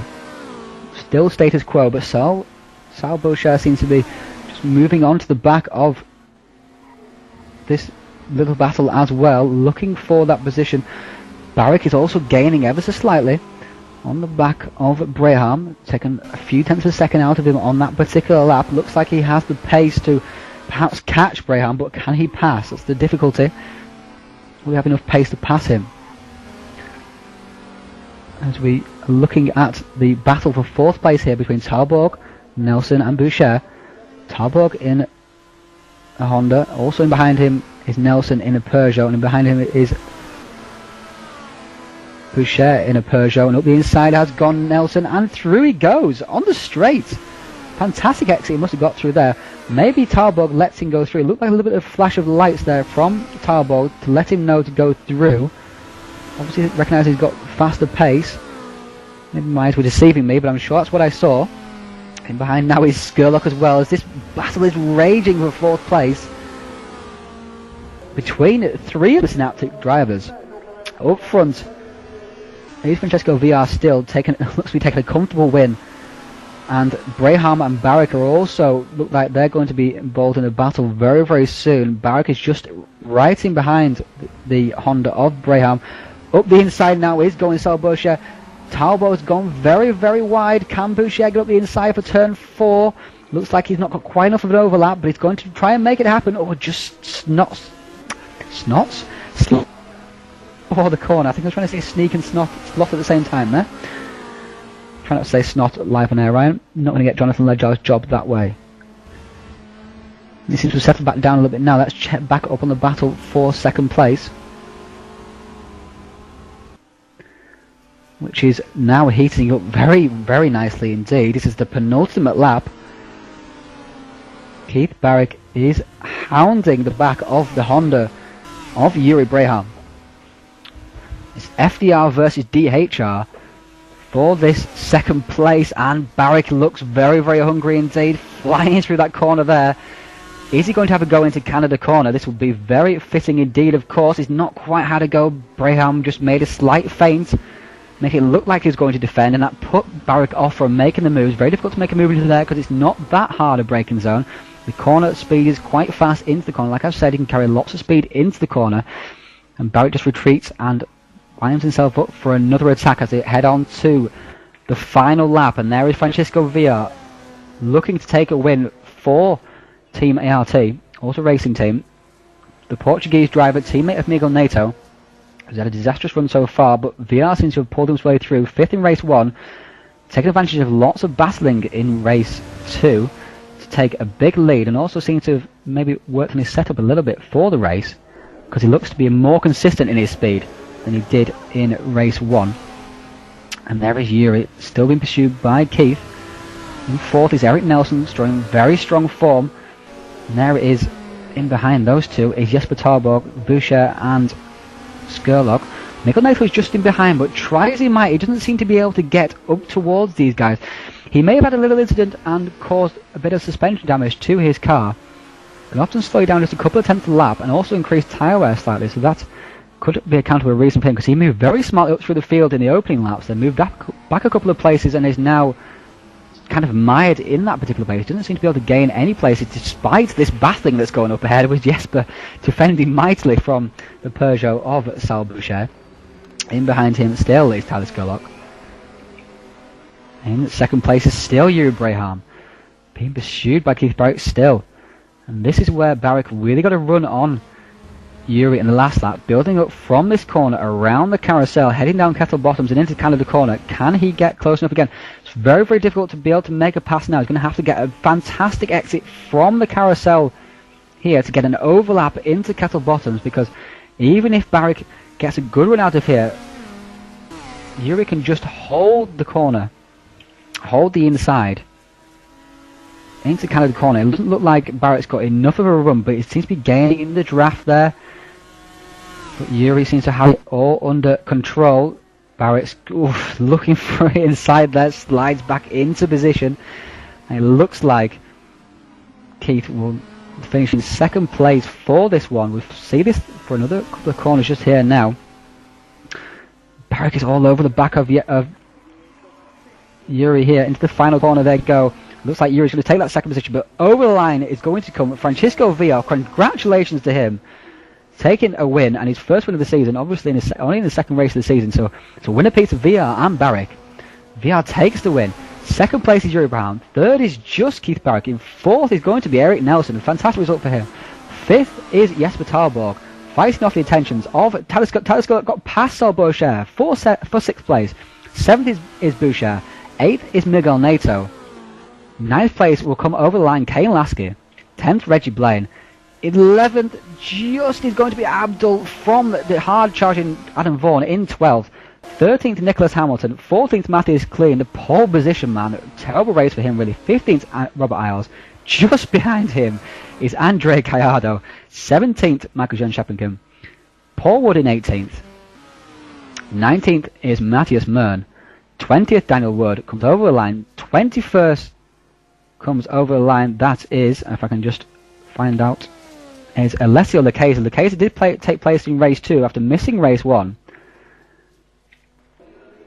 In 22nd place now, coming over the line, I can't quite see who that is in behind the scoring there. In 22nd place, coming over the line will be Stefan Werner. So that's a very disappointing result really for Stefan Werner.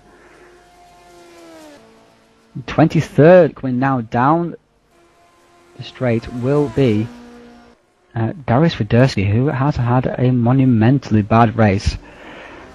So not quite sure what happened to Darius Radersky in that race, but he'll be very disappointed with 23rd place there. 24th place will be Dan Asbury, but he disconnected from the race. And 25th as well. So Francisco Villar takes first place. Yuri Braham takes second. Keith Barrick takes third. I think that makes Barrick the championship leader after round 2. Indeed it should do, with the first and the third. Braham with the second and the third. Villar with the first and the fifth. Tarborg 5th. Skurlock 6th. Sal Boucher 7th. Nato fighting back well, but with a little bit disappointed because he was a bit further up in 8th place. Lasky in 9th. Blaine 10th. Ahmed 11th. And Vaughan in 12th place. So that is the end of race 2 of round 1 of the first round of the American Touring Car Championship Season 3. If you guys stick around for a little while, we'll have a chat with some of the drivers before the broadcast end. In here at the moment is Mr. Eric Nelson. Eric. Yes, Ryan. That looked a very intense battle in race 2 for second place between like 7 drivers duking it out. How did you see it from your point of view? Well, I had a good battle after the pit stops. I got overtaken by Keith Barrick and Jesper Talberg, and we actually had a bump in turn 1 that separated the field a little bit and allowed me to advance and yet get taken over. So went about even, and then after that, it was game on the entire way. It was incredible. I mean, after it all sorted itself out, actually everyone just moved up one place, it seemed, apart from Francisco Villar. It was Correct. It's kind of sorted itself out in the end. Yeah, absolutely. And then just watching you had Keith very, and very Yuri good up pace ahead. towards the end of. Sorry, go ahead. I was going to say, watching Keith and Yuri battle at the end there, it was like they had a tow bar between them. They were just stuck together. Yeah, they were stuck together. Keith had a couple of looks, but couldn't quite get down the inside. Eric had a very good pace at the end of race 2 there as well. You know, you seem to look after your tyres a lot better than perhaps Jesper did in race 2. Did you make some changes for race 2 when you set up? You know, actually, all I did, Ryan, was I just changed when I pitted because my rear wear was too high in race 1, so I was very loose in my outlap coming out of the pits because I had so much grip in the front. And so what I did is I came in a lap earlier this time to try and keep the car better balanced. So my outlap after the pits was considerably better than my outlap in race 1, and then I was able to go ahead and run a very well balanced car throughout the rest of the race. It just drove beautiful. When we saw how Vincent lost ground in the pits and then desperately tried to make a move up the inside and flew straight off into the gravel trap. Not sure what quite was thinking there. Yuri, from your point of view, how did that event go? Very strong win for you, of course, second and third place. Yeah, indeed. It's better than I expected. After the bad qualify, I didn't expect anything because on this kind of tracks, you really have to be in someone's slipstream and team up just to get the advantage or just to run on someone. It wasn't that bad qualifying. 6th place isn't that bad, Yuri. Come on. No, but it could be better. I'm really happy with the race results. That's what counts. And yeah, the first race was nice. Turn 1, I could just avoid the chaos, what was happening in front of me.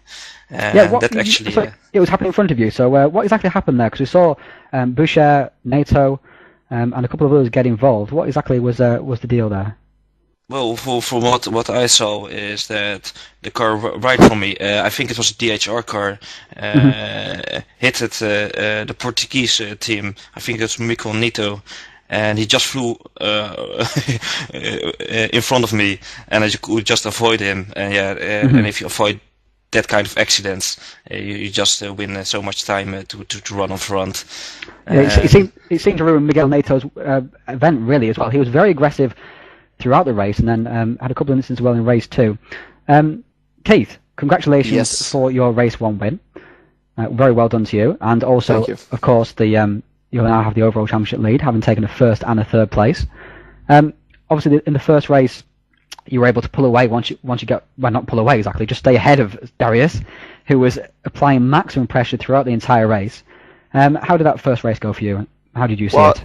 It was a good start right off the line. Darius had a lot of straight line speed when he was in the draft, and he was able to get inside. And I probably could have defended to hold the position better, but with the cold tires and just the way things had gone leading up to the start, I didn't feel like ruining my race just defending the position early. So we battled the first stint, and I was able to make a good run and get by him. And the goal was to get by him before the pit stops. So when the pit stops did rattle off, my goal was to stay out a couple lap, maybe I think it was a lap or 2 more, and then have 2 quick. Actually. Well, yeah, I normally I would pit early, but I was thinking that him and I believe it was Yuri would be battling, exiting the pits. So I was hoping they would slow each other down, and I would be able to get a bit of a lead. Unfortunately, I ended up losing a little bit of the lead that I had gained before the pit stops. So after the pit stops, I came out, and Darius was literally on my bumper for the remainder of the second stint, and it was all I could do to keep him behind me. I mean, he had good pace. It's just, to make a move this early in the season, and a really risky move. I think it's everyone's thinking about the long run in the first race. How did race 2 go for you? You were involved in that monumental battle for second place throughout most of the race, to be honest. That was incredible to watch, especially the opening stint. People darting around everywhere, this right and left. And obviously Vincent Khan and Darius lost out in the end with individual mistakes. I'm not sure what happened there with Darius, but we saw Vincent Khan. In fact, actually, you were in prime position to see Vincent Khan go fly past you. What exactly happened with him there? Did he just overcook it into the corner, or...? Well, it was. I believe when we all came out of the pits. I know from experience that if there's a number of cars in front leading up to the first corner, because your brake point is so small, if you miss it by any margin, you could end up going straight off the track. And with having that many cars kind of blocking your like your eye points or your braking points that you've marked, it could just end up where you completely miss it, and all he's trying to do is not hit anybody. And I mean, it's just something that you can't really prepare for, because when 3 cars come out, they're sitting right in the corner, and you're at full speed. It's hard to say what's going to happen. Those 3 cars lined abreast as well. They were nose to tail. Yeah, exactly. And it's unfortunate. Obviously, my teammate, but he'll bounce back. Season 2 champion. No, it's not good. Not good defense of his title. Darius. Very well done for race 2, and you look to be in the hunt for very well done for race 1, and you look to be in the hunt for race 2, but you went a lap down. What happened there? Did you a speeding penalty or something like that? Yes. Good morning, Ryan, and hi guys. Yes. Race 1. Let's start with this one. Yeah. It was a very good battle. I did stay on Keith bumper for most of it, and I did overtake him once, and a big mistake at the end of the back straight put me back in second, and I decided to just stay there and try to make my time in pits, and almost worked. It was quite scary when I saw Keith. I had to brake quite early and quite hard not to hit him, but that's racing, and if I just got another 2 tenths, maybe 3 tenths, I would end up in front. But very good drive from Keith. Yeah, in race 2 you got a fantastic start. I mean, it was BMW 1-2 out of the first corner, and then into turn 3 down at the bottom of the straight. You went wide and got yourself back in. You found yourself back in 7th place, 6th place, in fact, I think it was. And then after the pit stops, you just you disappeared. I presume it was a speeding penalty, was it? No. I got this NVIDIA Jinx game. Oh no! Yes, it just happened to me. So I was off. I don't know for how long. About 2 minutes, and when I reappeared, the track looked funny, and all my braking points were gone. I had different tarmac colors. I could not make the corners, not all of them. But I just carry on and try to finish the race, and it wasn't that bad. So Well, you managed to pick up a few points, of course, by finishing. So. Yes. That's what I was thinking. I was thinking of dropping out because the graphics were really bad. But I thought, no, I need some points, so I just carry on in last place. But there you go. Well done, Darius. Well done to you too. Thanks everyone for a fantastic race. Well done to Keith for his 1st and 3rd, and also Yuri for his double podium. Great entertainment it has been, and we'll see you guys in 2 weeks' time at the Nürburgring. And we'll have all the little issues that we ran into tonight. I want to thank everybody for sticking around. Don't tell them about that. No, maybe people haven't seen them. No, we'll be moving forward from there. It's, I guess, all the preparation. We're getting everything out of the way in the first race. So, Ryan, thank you again for commentating and sticking around through everything. It was my pleasure. To be fair, it was highly entertaining. I'm sure the viewers will say so too, and so thanks to everyone who has watched this or is in fact downloading this right now. So thanks to everyone again, and we'll see you in 2 weeks' time at the same time on a Friday night at the Nürburgring GP. Thanks, guys. Thanks, Ryan. Thank you, Ryan. Thank you very much. Yeah, thank you, Ryan. Cheers, guys.